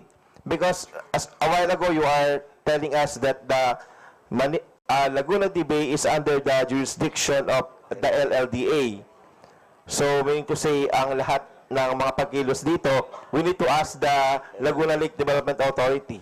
So, Mr. Secretary, is it possible for the DPWH, under your leadership, to create a tripartite committee, the DPWH, the LLDA, and the LGU nearby the Laguna de Bay to make a study or to make a solution. Maybe solution is the most effective and most efficient way to relieve itong pong pagbaha sa area namin. And I know maybe it will also a big help to Manila and even sa mga kapalit pa pong lugar. So we are urging you, Mr. Secretary, to please, can you make a tripartite committee so that this problem, the perennial problem in our area will be addressed seriously. Thank you. Mr. Secretary, yes. Thank you, Your Honor. Yes, I think the department would be ready and gladly participate in a tripartite agreement or collaborative effort actually to see the address actually the flooding problems in the area, Your Honor. As you mentioned, actually, I think one of the major problems there now is actually the siltation of the waterways in the areas, and it needs actually a massive dredging and the silting. You see, the carrying capacity of the rivers now are very limited, very shallow.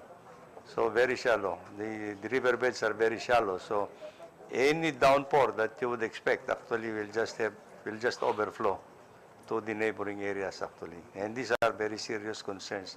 And this is actually what we intend actually. Hopefully that in 2026 that we shall now be able to get our funding allocations for us to be able to equip our field offices to obtain actually the necessary equipment for dredging and desilting operations along the rivers, Your Honor. Thank you so much for the positive response, Mr. Secretary. Thank you. The Chair would like to acknowledge the presence of Honorable Lacson Maria Nina Francisca of the party list Manila Teachers. Next to ask question is Honorable Iga Erese. Thank you, Mr. Chair.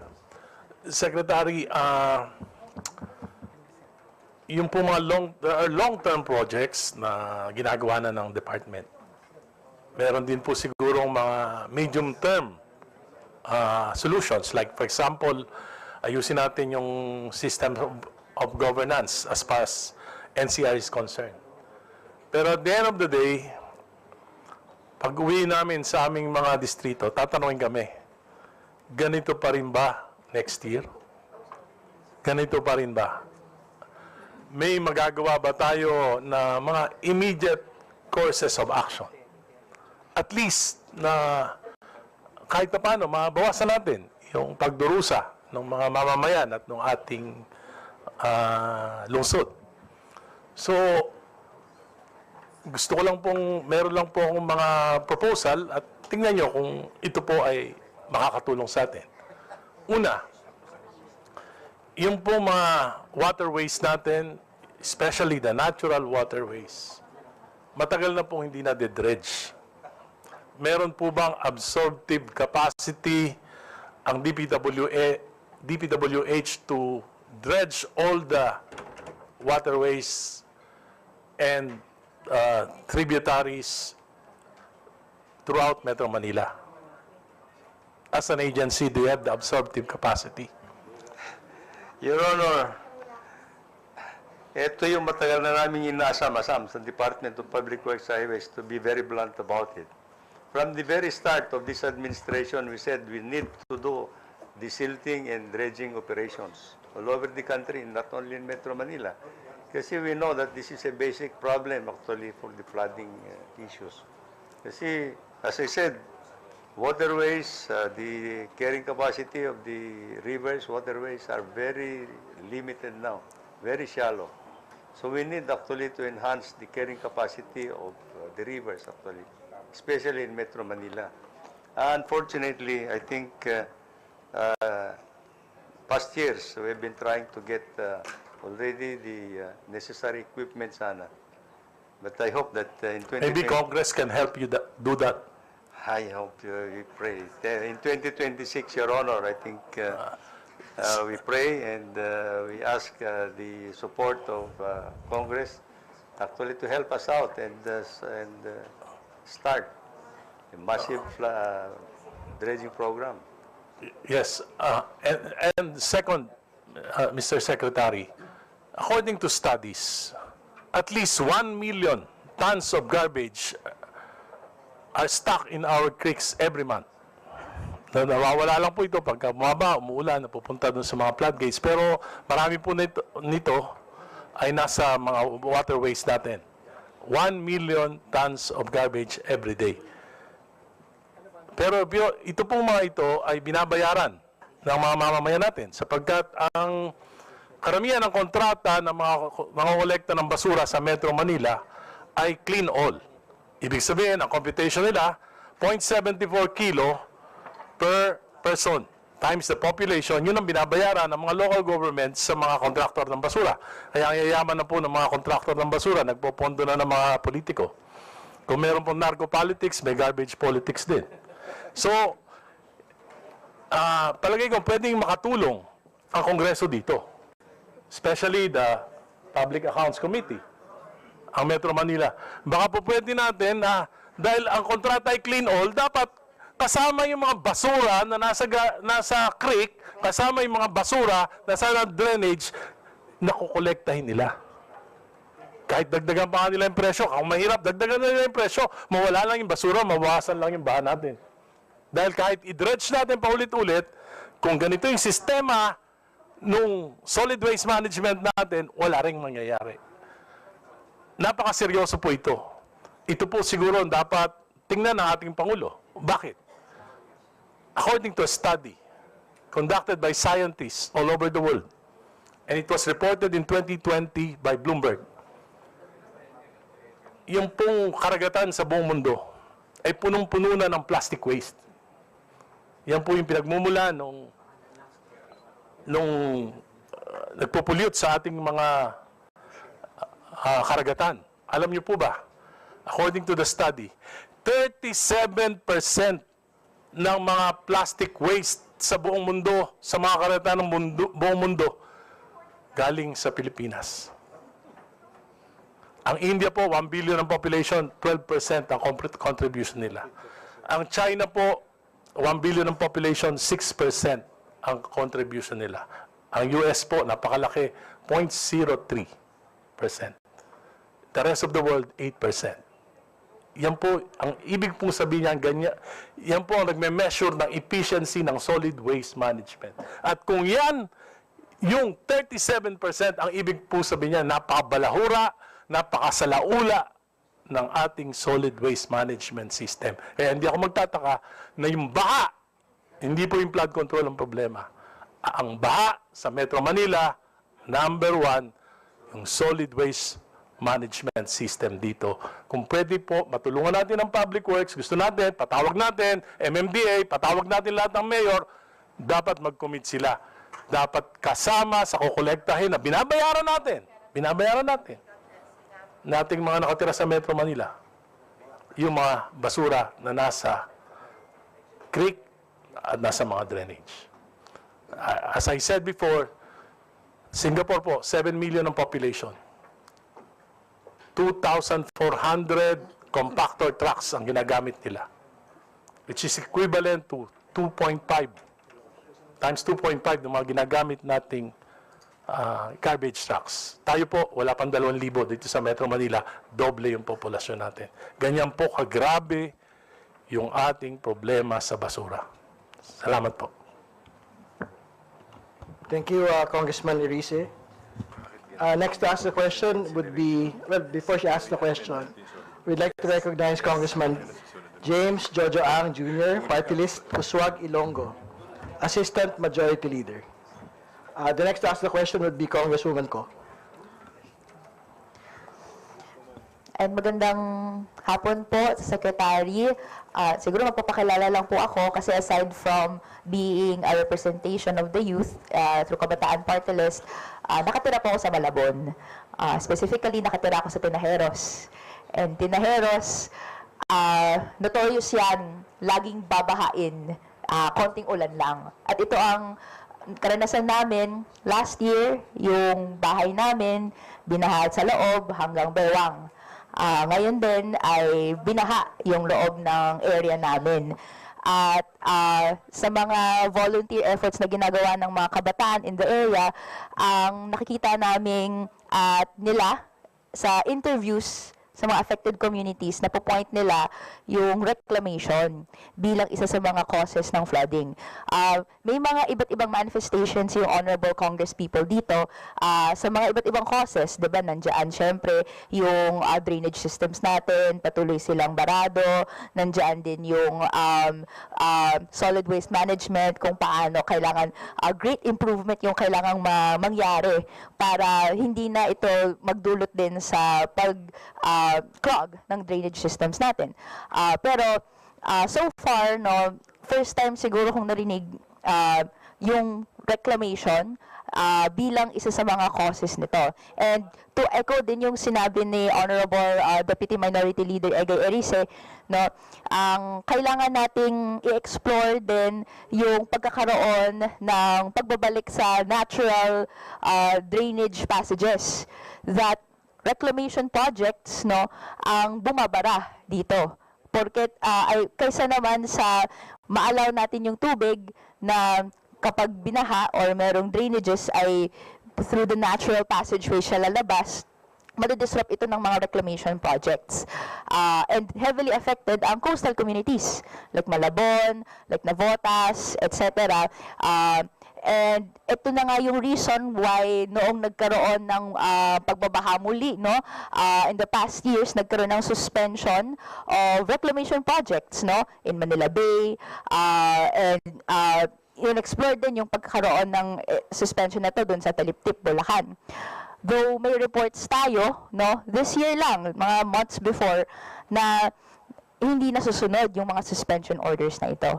So siguro ang tanong ko po sa Honorable Secretary here today ay una, may pag-aaral na po ba ang DPWH sa effect ng reclamation projects doon sa worsening flooding in Metro Manila and paano ito nakaka-affect sa drainage systems? Dahil meron ng pag-aaral yung third parties, no? And na-attribute talaga nila yung reclamation projects bilang additional costs and nakaka-exacerbate ng flooding. I understand na kayo po ay may coordination efforts with the Philippine Reclamation Authority, so baka po pwedeng ma-share ninyo kung may pag-aaral na po bang nangyari dito. And ikalawa po, ano pong pwedeng magawa ng DPWH to ensure compliance doon sa mga suspension of these reclamation projects, no, in lieu nga na nakikita to na isang reason for the flooding. So I understand na DNR yung nag-suspend, ganyan, pero given na, yun nga, meron kayong coordination, no, with PRA, ano pong magiging efforts natin to ensure that kind of compliance? Your Honor, I must admit that I think the Department of Public Works and Highways did not have any comprehensive study on the reclamations. To start with, I think nadatnan na lang namin yung reclamation projects to start with under this administration, and then they're there. Actually, now the issue is actually whether this has significantly impacted on the flooding problems or exacerbated the flooding problems in Metro Manila and nearby areas. Ang kuwan lang po namin dito, technically kasi po, to start with, let's say for example, there's a big reclamation program long before, no? Ito yung yan sa cultural center and everything. That is a reclaimed area. It's a big one. It's a big reclamation area at the time. I don't think, hindi naman nakapag-cause yata ng flooding problems during those times. No? And tinitingnan din naman namin kasi, technically, for as long as there is no blockades doon sa main waterways that na nagano sa Metro Manila ay sa yung rivers like Pasig River, Tulyahan River, and other rivers that hindi naman yun nakabara yung mga reclamation areas. But having said that anyway, I think there is still probably a need actually to look into the technical issues. Once again, no? I know that reclamation in many parts of the world is actually being done doon sa kanila. If there would be some scientific basis actually that we can see and adapt probably to abate yung mga flooding problems that may be caused actually. Yun po siguro ang pagtutuunan po namin ng pansin kung meron po. Yes po. Yung second question na lang po, yung sagot po doon, yung paano makakatulong yung DPWH sa pag-ensure ng compliance ng suspension of continued reclamation projects. No, given yung naging earlier investigations in relation sa effect niya sa flooding, but may reports tayo na wala pa naman tayo nakuha report na na-lift na yung suspension, pero hindi naman po nasusunod yung suspension. Whatever is the technical contribution that we can actually participate, Your Honor, to address yung mga problems for the flooding that may be caused by the yung mga reclamations. I think we can do that. I think as far as I can recall, actually yung mga reclamation projects, they have already imposed actually a 400 meters 400 meters space between mainland Metro Manila and the reclamation areas to give way for unimpeded flow of floodwaters to the Manila Bay. So meron na pong space, no? They've required actually yung reclamation areas that from the existing Metro Manila to the reclamation area, meron natang imposed na 400 meters space. Hindi ho nakadikit ngayon yung reclamation areas in Metro Manila. To clarify po, yung 400 meters na to, ito yung supposed waterway na dito magde-drain.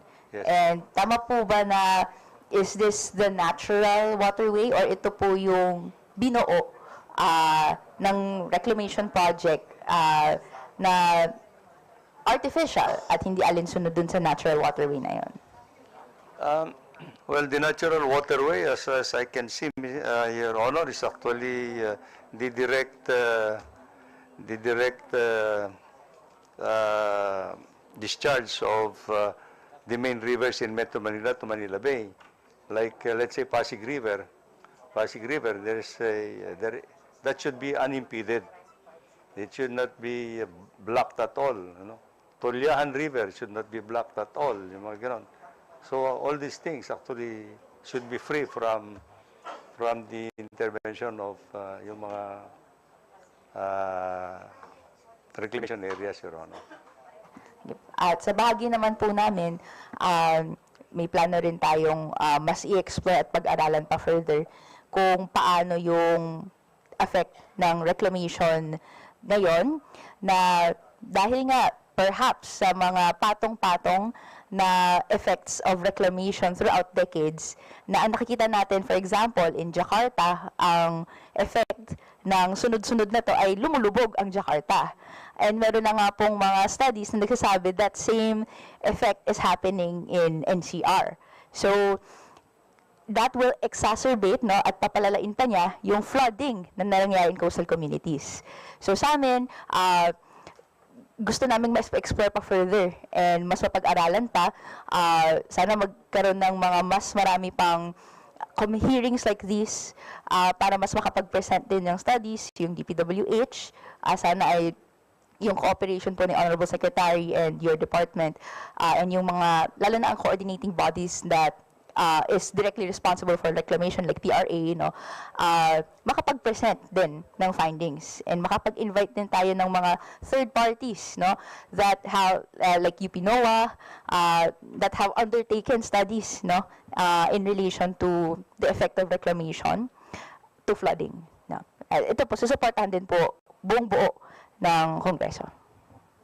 No, we certainly will participate actually actively in the technical issues actually pertaining to yung mga effects of reclamation projects with regard to the flooding issues in the surrounding areas, Your Honor. You can expect that. We will participate to the best that we can actually. Including siguro dapat DNR. DNR is the one that's issuing actually the environmental clearance certificate. Yes, Thank you, Your Honor. Thank you po. Okay, thank you for the questions, Congresswoman Ko. We'd like to acknowledge Congressman Carlos Andes Loria, 2nd District of Albay. Next to ask the question po is Congresswoman Bondok, please.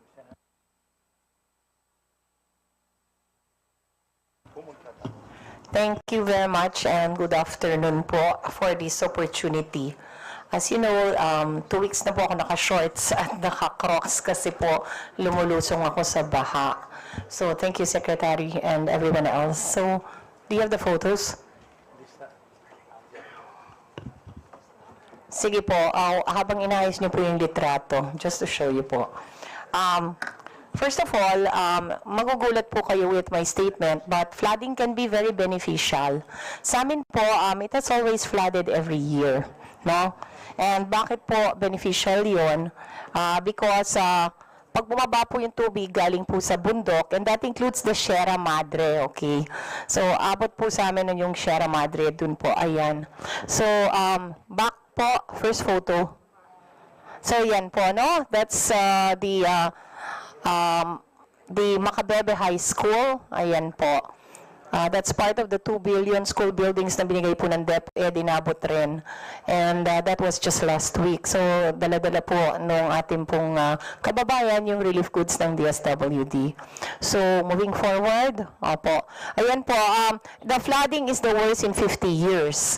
It got so bad po that wala na pong makapasok na sasakyan. And pinadala na po yung Philippine Army kasi it was the largest disaster po in the last 50 years. It was so horrible po that our district hospital was closed dahil po because inabot na po ng baha yung district hospital. So the patients had to be evacuated, and first time in 50 years also that the district hospital closed. So napakasad talaga noon. Ano po, buti na lang may backup hospital ako. So, linipat po namin doon. But we have suffered po the worst flood in 50 years or ever since ako po ay nabubuhay. And it's indeed very, very, very sad po, no? To the fact na nasarado pa po yung ospital namin. But that being said, yung tubig po sa amin ay galing po ng Sierra Madre, okay? Aside from that, may tubig din po kami nagba-backflow from Manila Bay. So, dalawa po yung may tubig pataas going down at may tubig kami sa baba going up. So, nagkikita-kita po sila to produce the most massive flood ever seen. But again, flooding can be beneficial if it is properly controlled. Kasi po, nalilinis din po yung abono and pesticides. And then, nagtatanggal na rin. Ang masama lang po talaga pag nagtatagal po yung baha. Every year we flood, and that gives new soil and the most fertile rice po in the entire Central Luzon. Kaya lang, by the way, Candaba Swamp is not only in Candaba, Bulacan, areas of Nueva Ecija, and areas po Pampanga. Napangalan lang pong Candaba Swamp, just to let everyone know. And it produces po 50% of the rice in Pampanga. So, ililinaw ko lang po yon. So, marami yung nagsasabi, Doktora, ba't di ka nalang umalis dyan? Well, we can't leave because vital infrastructures are here, like the railway, and the NLEX. And we have the #1 fishing industry po in the Philippines, aquaculture, billion din po yan. And our industry will not exist po without water. Pero too much water, masama rin yun. So, 2 years ago, the NLEX flooded. And I always say, no, I'm very happy. I'm sad that the NLEX flooded, but I'm happy also that it flooded. Kasi dati, bahala ka sa buhay mo. But when the NLEX flooded, suddenly it was everybody's problem na po. And we realized that it's not a small problem of a certain number of towns, but it is now a national problem. So during that time, there was this debate whether dredging is useless or necessary. I think we've already settled that sa dami po nang nagsabi na dredging is important. My first question is, pwede ba kami bigyan na lang ng dredgers yung mga LGU para sila na lang po mag-dredge? Lalo na kami mouth of Pampanga River po kasi kami. That might be a better solution para yearly, i-dredge na lang po. I think pwede naman natin pong mapagtulungan po siguro. I think with the participation of the local governments. Ang ano lang po namin dito is we don't still have the equipment to start with. The equipment that we have now, yung pang nadatnan pa rin ni Undersecretary Momo nung Undersecretary pa siya. So lumang-luma na po, wala na po mga, saka si Secretary Mercado nung araw pa, wala na po mga spare parts yung mga yun. So I think ito po yung pinag-asam-asam namin na dapat makabili nga kami ng bagong dredging equipment in the next few years po. But rest assured po na ako, meron po kaming equipment that would be made available, I think we can explore the possibility with the LGUs po. Not only with the LGUs, but ang programa po namin dito is actually once we have the equipment, we can do it by administration.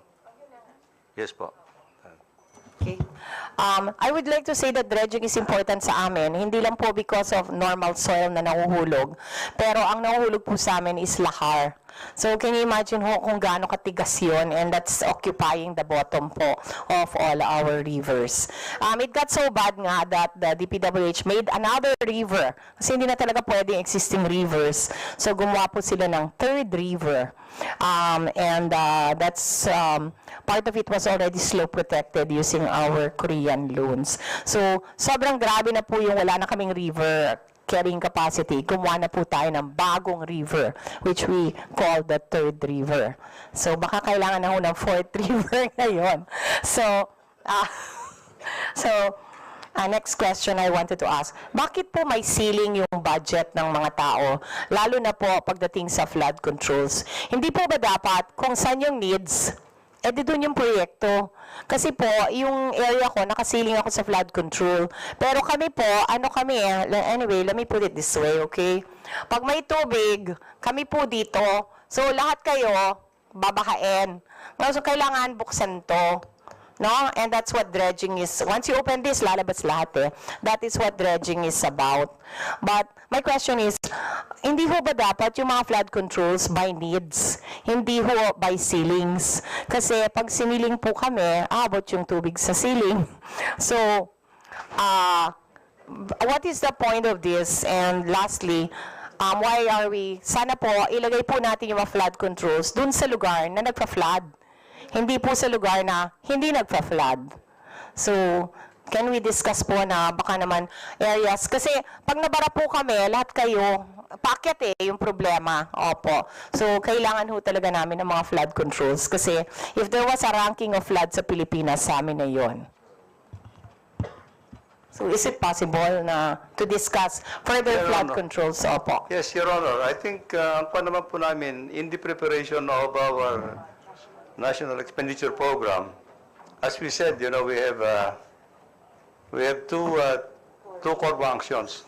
001 is actually for National Roads and Bridges Management. 002 is flood control. Now, in the allocation of your NEP, National Expenditure Program allocation, we only say that 30% of your allocation can be devoted to local projects, and the 70% can either be 001 or 002. We don't have any ceiling at all for both. If you want to use actually the entire allocation of 70% for flood control, you can do so. If you want to put it all in roads, you can do so as well. It's flexible, Your Honor, depending on the requirements that you may need in that area. So wala ko kaming ceiling na ini-impose for flood control or roads at all. For the 70%. Opo, pero nakasiling pa rin ho yun. The ceiling is actually the ceiling that you are imposing is actually yung allocation for per person. For the legislative district. Ayun na nga ho, but we shouldn't confine it ho to per legislative district 1 bika or something. Dapat alamin mo kung ano yung needs. Kasi yung flood control namin is possibly more than 1B already. Opo. And again, kung saan po yung, kasi kung ako mababaha, hindi lang ako lang lahat po tayo mababaha. We can no longer pass the NLEX. Our railway is going to be useless. So, sana po, pag-isipan lang. Opo. And then moving forward po, ano ba? I was always told when I was young na Jaika told me when I was really starting out, sabi, you cannot fight water. As I was borrowing 7B, they told me you cannot fight water. You have to learn to live with flood. So how are we adapting ourselves? I'd like to share po yung school building po namin. Paki-project lang po. Sige po, next pa.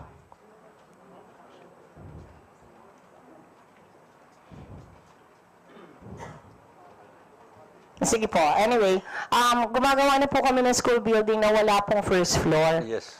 Opo. And may we request that to be the design standard. Nakabigay ba? Yes. Nabigay po yung picture. If you could project it po para we can see what we are talking about. Ma'am Jem? Ay, naayos lang. So basically, I'm proposing a design standard na po. Meron na ba? Ayan po, oh. Tingnan niyo po, yung ilalim, talagang empty na siya. Para pagdating po ng tubig, dadaan lang po. Tapos, everybody lives on the second floor and gumagawa po kami parang mga sky bridge. So, I hope that we could impose this as or study this as this design standard for all public buildings actually. Pati yung hospital ko, nakaangat na po. Yung ilalim parking po yan. So, kasi, di ba, the definition of, I don't want to say the word stupid eh. The definition of not being effective is repeating the same mistake over and over again. Opo. So, ang dami na ho naming natambak. Yung mga roads namin 5 times na pong ginawa. So, yung climate change parang may marathon, tapos pagdating mo sa finish line, biglang inuurong uli. So, it's never gonna end eh. So, iyan ang suggestion ko po. I hope all government buildings will be constructed in that manner na po. And that during the summer, we can use the first floor, and during the rainy season, we can use the second floor po. And then they will be connected by a sky bridge. Darating po si Secretary Sani Angara on Wednesday to consider this na po, to do the ribbon cutting po. So, yun. And finally, I wanted also to say, there's much talk about impounding and all of this. Ang ano ko lang po talaga is, it's okay to help flooded areas, but it's not proper naman to flood other areas na hindi naman ho fina-flood para lang ho makatulong dun sa iba. Kasi syempre may karapatan din naman ho yung mga taong may bahay na i-resettle natin para ho bahain. So yung proposal po ng ng water impounding, I don't believe that it's a water impounding kasi Secretary Singson told me that he needed, and it's on record in the newspaper, that he was planning to flood 20,000 hectares of farmland.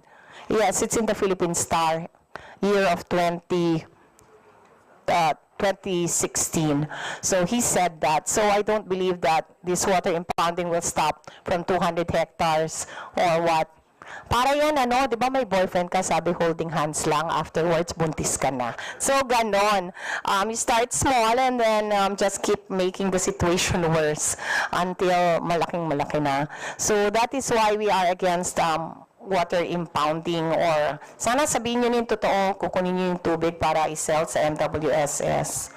So, at least that is the belief in our place. And it's actually quite a violent issue. So, wag na ho nating ulitin yung violence dito na nangyari. But, yun, I'm just only explaining lang po my side na masyado pong emotional yung mga tao, lalo na po kung kukunin po yung mga bahay nila. And that's 9,000 to be resettled. So, parang ayaw na ayaw po. But I think I would like to thank the DPWH and Yusek Sadain for moving this project to San Antonio Swamp, kung saan po naman na-welcome po nila ng mabuti kasi nobody naman is living in the San Antonio Swamp. So they were very happy po, and I would like to put it on record that I would like to thank the DPWH for this for moving the project po to a place that was more receptive po sa and hopefully, we will see po if this becomes more effective. But again, the volume of water is really so great po. So, sir, and can you enlighten us lastly on the Korean loan and what's happening po? Kasi we are also borrowing from Korea.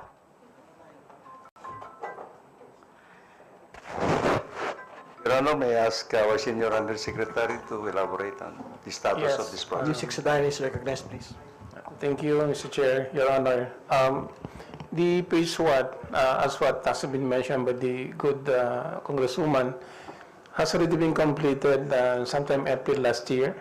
And that was the phase one. And the phase two, that would extend all the way upstream by 17 kilometers. That is actually in the pipeline now of the Korean Exim-Bankman. So they're looking at on some revisiting of the FS that was previously done way back 4 or 5 years ago. So it is something that the Korean Exim may have to consider it in the coming years, because phase 1 may not be sufficient if you don't have the phase 2, meaning the upstream section that would connect the delivery of flood water all the way to pump to Manila Bay. Tuloy-tuloy pa naman yan po, ma'am. So,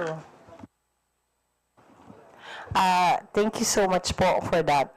And lastly, I would like to personally thank our RDC, Sir Dong Tolentino, and our good USEX and Secretary, of course, sa maraming tulong po, no? Climate change is here. We need to act po decisively. And sabi nga, yung problema po namin ay napakabigat, pero pag marami pong tumutulong, ay gumagaan kahit papano. So maraming salamat po. And sana po magtulungan tayo moving forward. Makakaasa po kayo. Thank you, Congresswoman Bondok. We're down to our last two members. Next to ask the question is Congresswoman Garcia.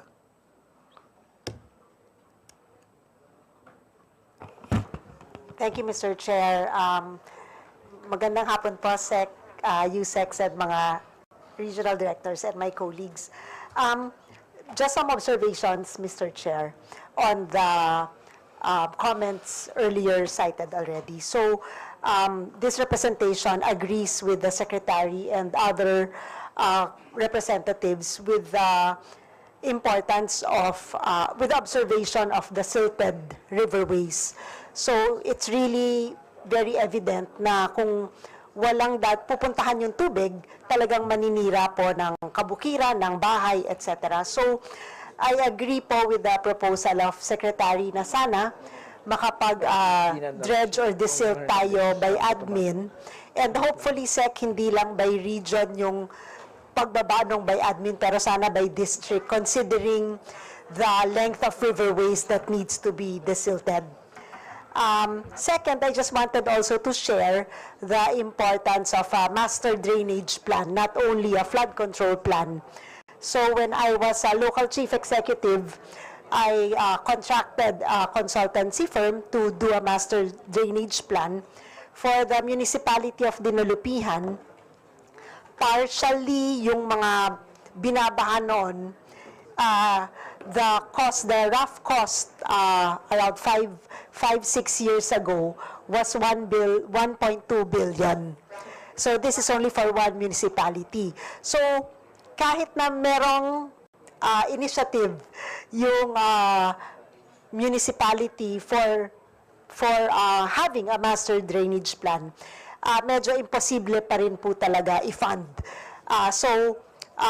Siguro nga prioritization, multi-year, pero sana we know, parang we validate the amount and we really project it na magagawa natin over, let's say, 10 years, and then we prioritize para makokompleto yung project. Kasi katulad ng observations kanina, we have a master plan pero yung budget hanggang dito lang, hindi po siya effective and sayang lang po yung budget na ginagastos natin. Of course, with due respect to Congresswoman Ana, our master drainage plan has a component of a retention pond. The plan was zero inundation, 50 years, computing the volume of rainwater, etc. Wala talaga siyang pupuntahan. So we really need the retention pond, and then little by little, release it. Pero sana we also have the other agencies' validation on how to, kung hindi natin i-release sa rivers or sa outfall natin, sana we can reuse the water kasi nandyan na siya. So I don't think it's only a DPWH initiative. It can be NIA, it can be water resources, it can be, so we can use the flood water sana. Pero again, multi-agency po talaga yung issue ng climate change. So, if other LGUs have such studies, and baka yung other LGUs will not have that budget, baka we really need to put in master plan feasibility studies in our budget para once and for all, we have a complete feasibility study for all the LGUs, for all the concerns, para we know what are the root cause of our problem is. And of course, decide how we want to tackle that problem. Thirdly, kanina we were saying, Mr. Chair, you were saying na we are requesting for DPWH to submit the list of the projects since 3 years ago, and then what has been completed and what has not yet been completed and what has been damaged. But may we also request for the complete list of flood control projects that's needed. Kasi, echoing Congresswoman Ana's comment, hindi matatapos yung problema with what has just been budgeted in the last 3 years. So, I think we need an overall picture of what flood control projects we need on a per district, per town, or per region, and how much have we allocated for those flood control para we have that perspective na kung medyo over and above our net, saan natin pwede itong ma-source out? Kasi the farmers yung nangungutang tapos wala silang ibabayad kasi na calamity yung farm nila, yung mga bahay na pinundar ng OFWs na nabaha ulit. So, parang I think we need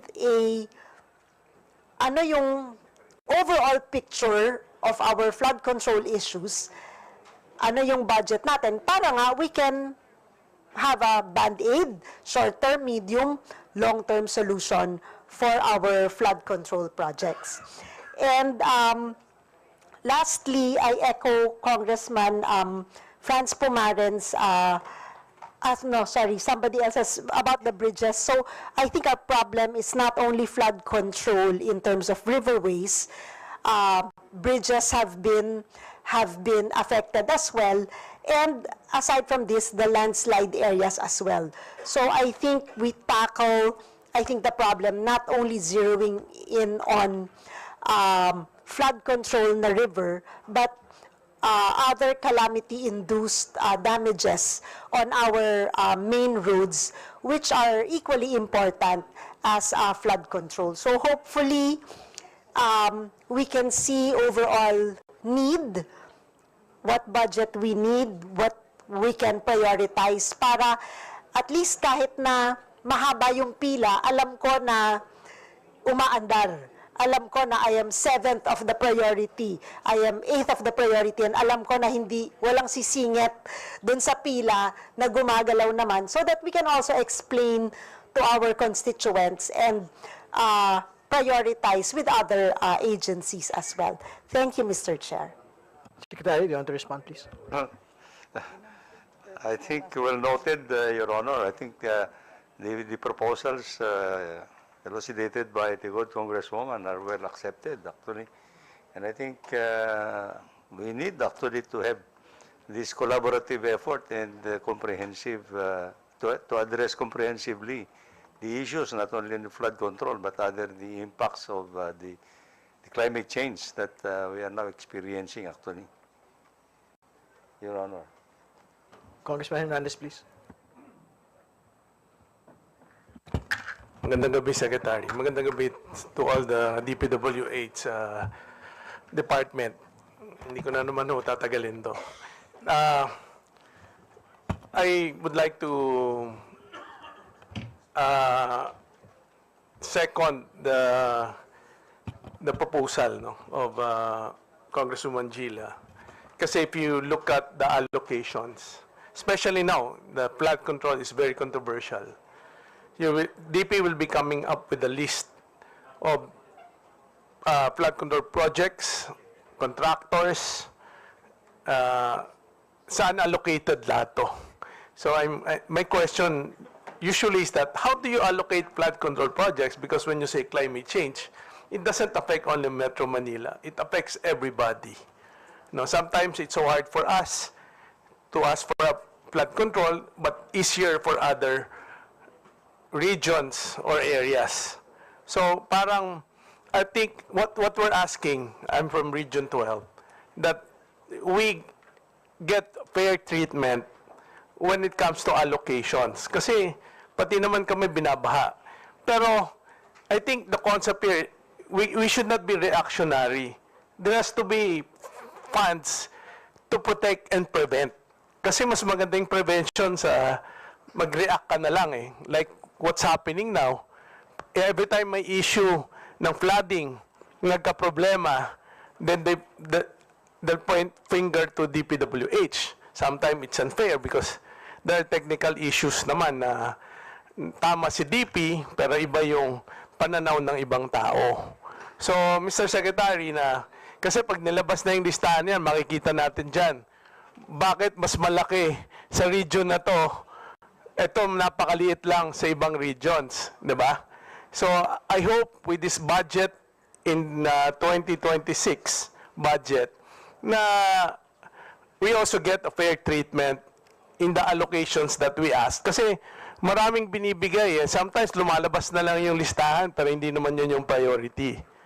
So, ang sagot naman dyan, hindi, sinabit nyo naman yung listahan. No? Yeah, we know. Pero minsan, yung gusto mong project, hindi yun ang lumalabas. So, I mean, when it comes to yung pinaka-major na project na talagang makaka-prevent ng flood, hindi yun ang minsan ang lumalabas sa listahan. So, Mr. Secretary, with what's happening now and learning from what happened today, and no less than the President is concerned about these flood control projects before and moving forward, siguro mas maayos natin to, diba? So, again, I would like to reiterate that let us not concentrate in Metro Manila. We also need,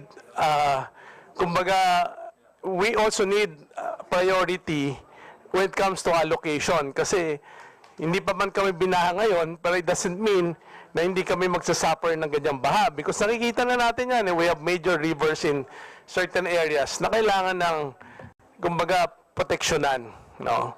So, at least, siguro pag lumabas yung listahan, makikita natin yan, Mr. Secretary. Maraming magtatanong dyan. Bakit malaki dito? Bakit maliit dito? Bakit ganito nangyari? I will leave it to DP to answer that.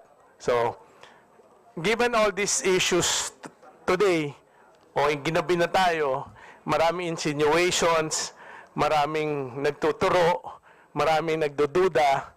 Maybe before we end this, Mr. Chairman, we also would like to give the Secretary and the entire DP family, baka meron silang gustong sabihin na gusto nilang ipaabot sa publiko, that every time there's a problem like this, it's not always it's not always DP ang may kasalanan. It might be technical, but this is the opportunity na dapat din nating ibigay sa kanila kasi maraming katanungan eh. Hindi lang naman sila ang involved dito, marami pang iba. Pero maybe this is the right time before we end this session na baka merong gusto sabihin si Secretary o may mga undersecretaries na you want to clarify and to end with the statement by saying that we are doing our job. It so happened that we are also limited and there are issues na dapat i-address even in the way Congress allocating the budget. Kasi meron din mga bagay-bagay na tali yung kamay nyo eh, na gusto nyo rin sabihin na sana sa sunod na budget, ganito na lang pwedeng gawin para mas magagawa namin yung aming trabaho. So, Mr. Secretary, it's your turn. Nasabi na ni Congressman kung ano. Anyway, yes, thank you for that input, Your Honor. I think what we are actually aiming for is actually that in the next 3 years of this administration, that it will be more coherent, actually, and more collaborative effort from the legislative and the executive to do the best we can, that we can coordinate with the priorities actually in each of the legislative districts and in all the areas in the country actually to address itong mga pressing problems natin. I think collaboration is one we need actually. Sana, if we can avoid surprises eventually, then that would be the best way that we can move forward actually para we concentrate on priorities actually in the formulation of the forthcoming budgets of the department. Sige po, I think wala na po magtatanong. Mr. Chair, Ay, last Congressman interpolator. Go, please.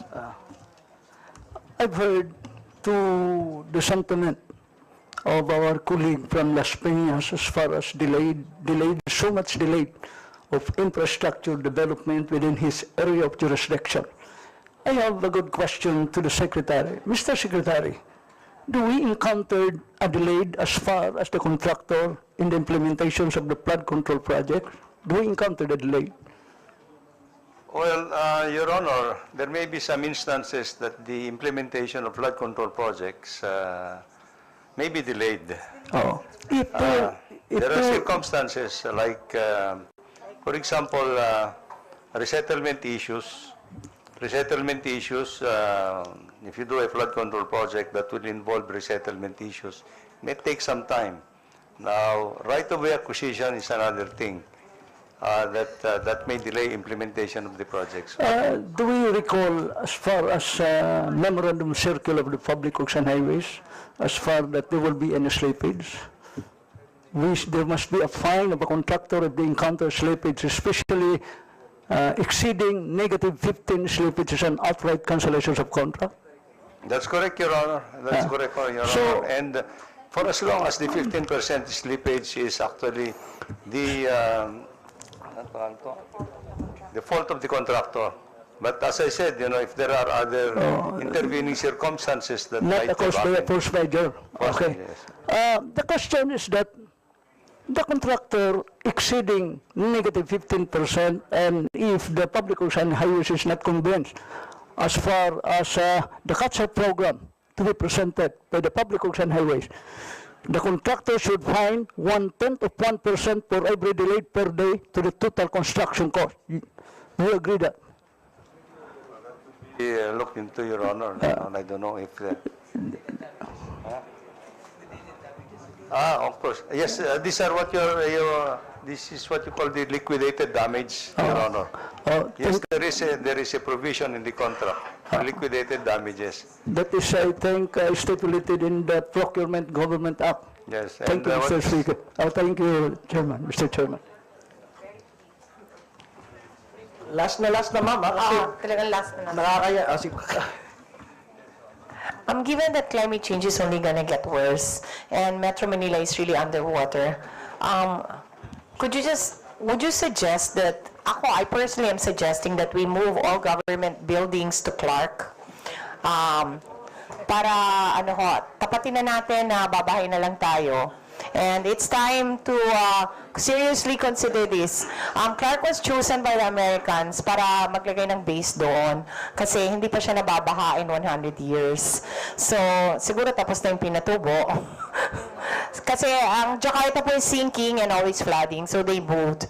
So, on a note, maybe we should look very hard at what we're doing here. And maybe it's time for us to consider another solution and to make Clark the government capital of the Philippines. Salamat po. Thank you, Congresswoman Bondoc. Siguro, just to wrap it up, Mr. Secretary, siguro medyo pitin yung tanong natin kanina dun sa ano po. Ano na lang siguro yung mensahe natin kasi siyempre we want it to be very focused on the commitment of the department relating to the concerns of the President on flood control projects. It has raised so much concerns in the last couple of days, no? But the question of Congress to the department is, syempre you will come up with the list. But the next on the list is what else will we be doing with the list, no? Particularly on those that are found to be substandard, those that are found to have failed, those that have been found to have been delayed, and those that might be found to be ghosts, no? So, kasi ito na po yung next na kasi ngayon, kaya it's a sweeping overview of how the department works, no? And this is for the benefit of the public that are very much interested in how we would be resolving it. Pero yun na ho yung next step eh. When we do the exhaustive hearings, it will now be about the scrutiny of these projects. Failed, substandard, ghost, delayed, no? So, yan na po yung magiging tanong. So, basically, the hard questions will be asked in that hearing already. So, ano po yung, what can we actually expect in the commitment, particularly relating to this basket of concerns by the President and the public? Well, Your Honor, I think this is the basic premise of the intent of the President, actually, to see how these projects have been implemented. If there would be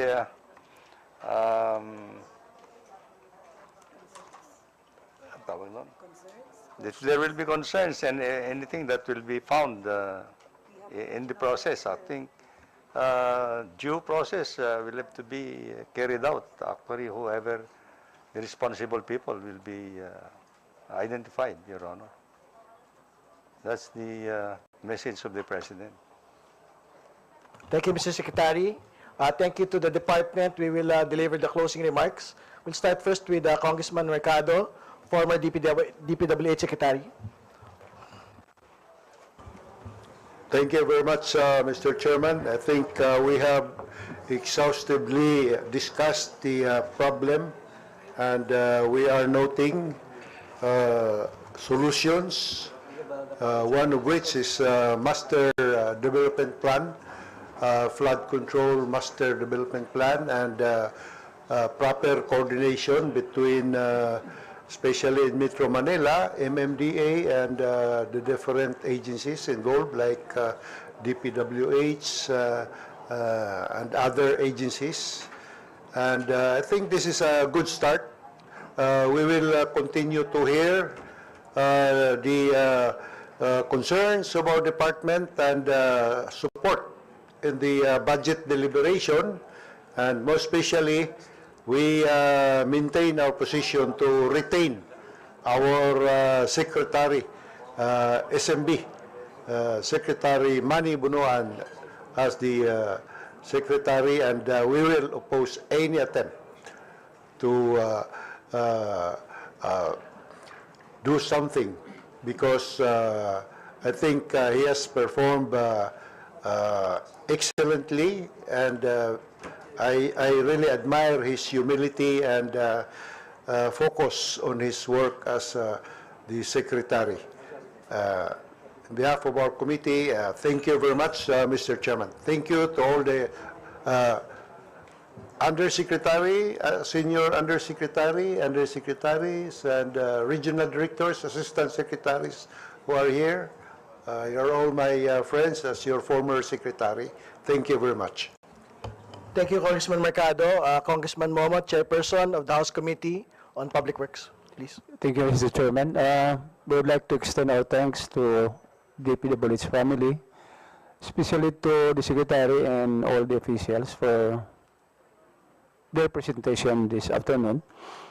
We would like to request that the list that we requested from you be submitted to the chair, so that we can do the review already. Rest assured that in the next hearings that we might be having in the future, sigurado ho may hearing tayong gagawin. We'll go deeper into the problems really, and based on that report coming from you, this will be our important tool to go deeper into the problem. And rest assured that we will go deeper into the details of this problem, even up to the project engineers who handled the project. So talagang isa-isahin natin yan para at least makita natin yung problema. It's either corruption, it's either mismanagement, or it's either poor engineering, or other contributory factors that leads to the defects in the construction of these flood controls. Again, thank you, and we'll be seeing you in the next few days. Thank you. Thank you, Congressman Momo. As a final point, I think we would like to thank the entire department for attending po the briefing today. Secretary, thank you. Undersecretaries, thank you. Assistant Secretaries and Regional Directors, we thank you for attending today the hearing of the House Committee on Public Accounts. And I think moving forward, as we go into actual exhaustive hearings on the flood control projects, I think it is the wisdom of Congress to undertake a tri-committee, and we are announcing it today, that the House Public Accounts Committee, House Public Works Committee, and the House Good Government Committee will undertake this full congressional review relating to flood control projects, not just on the list, but also on the corruption allegations that are being made relating to flood control projects. No? So we hope that we can get the support of the department, and we hope we can continue to work together. Kasi hindi naman po ito para sa atin, kundi para po sa ating pumbayan. Maraming salamat po. Magandang gabi. On this note, Mr. Chairman, I move that we adjourn our meeting. Second, Mr. Chairman. Okay. No objections. Thank you po.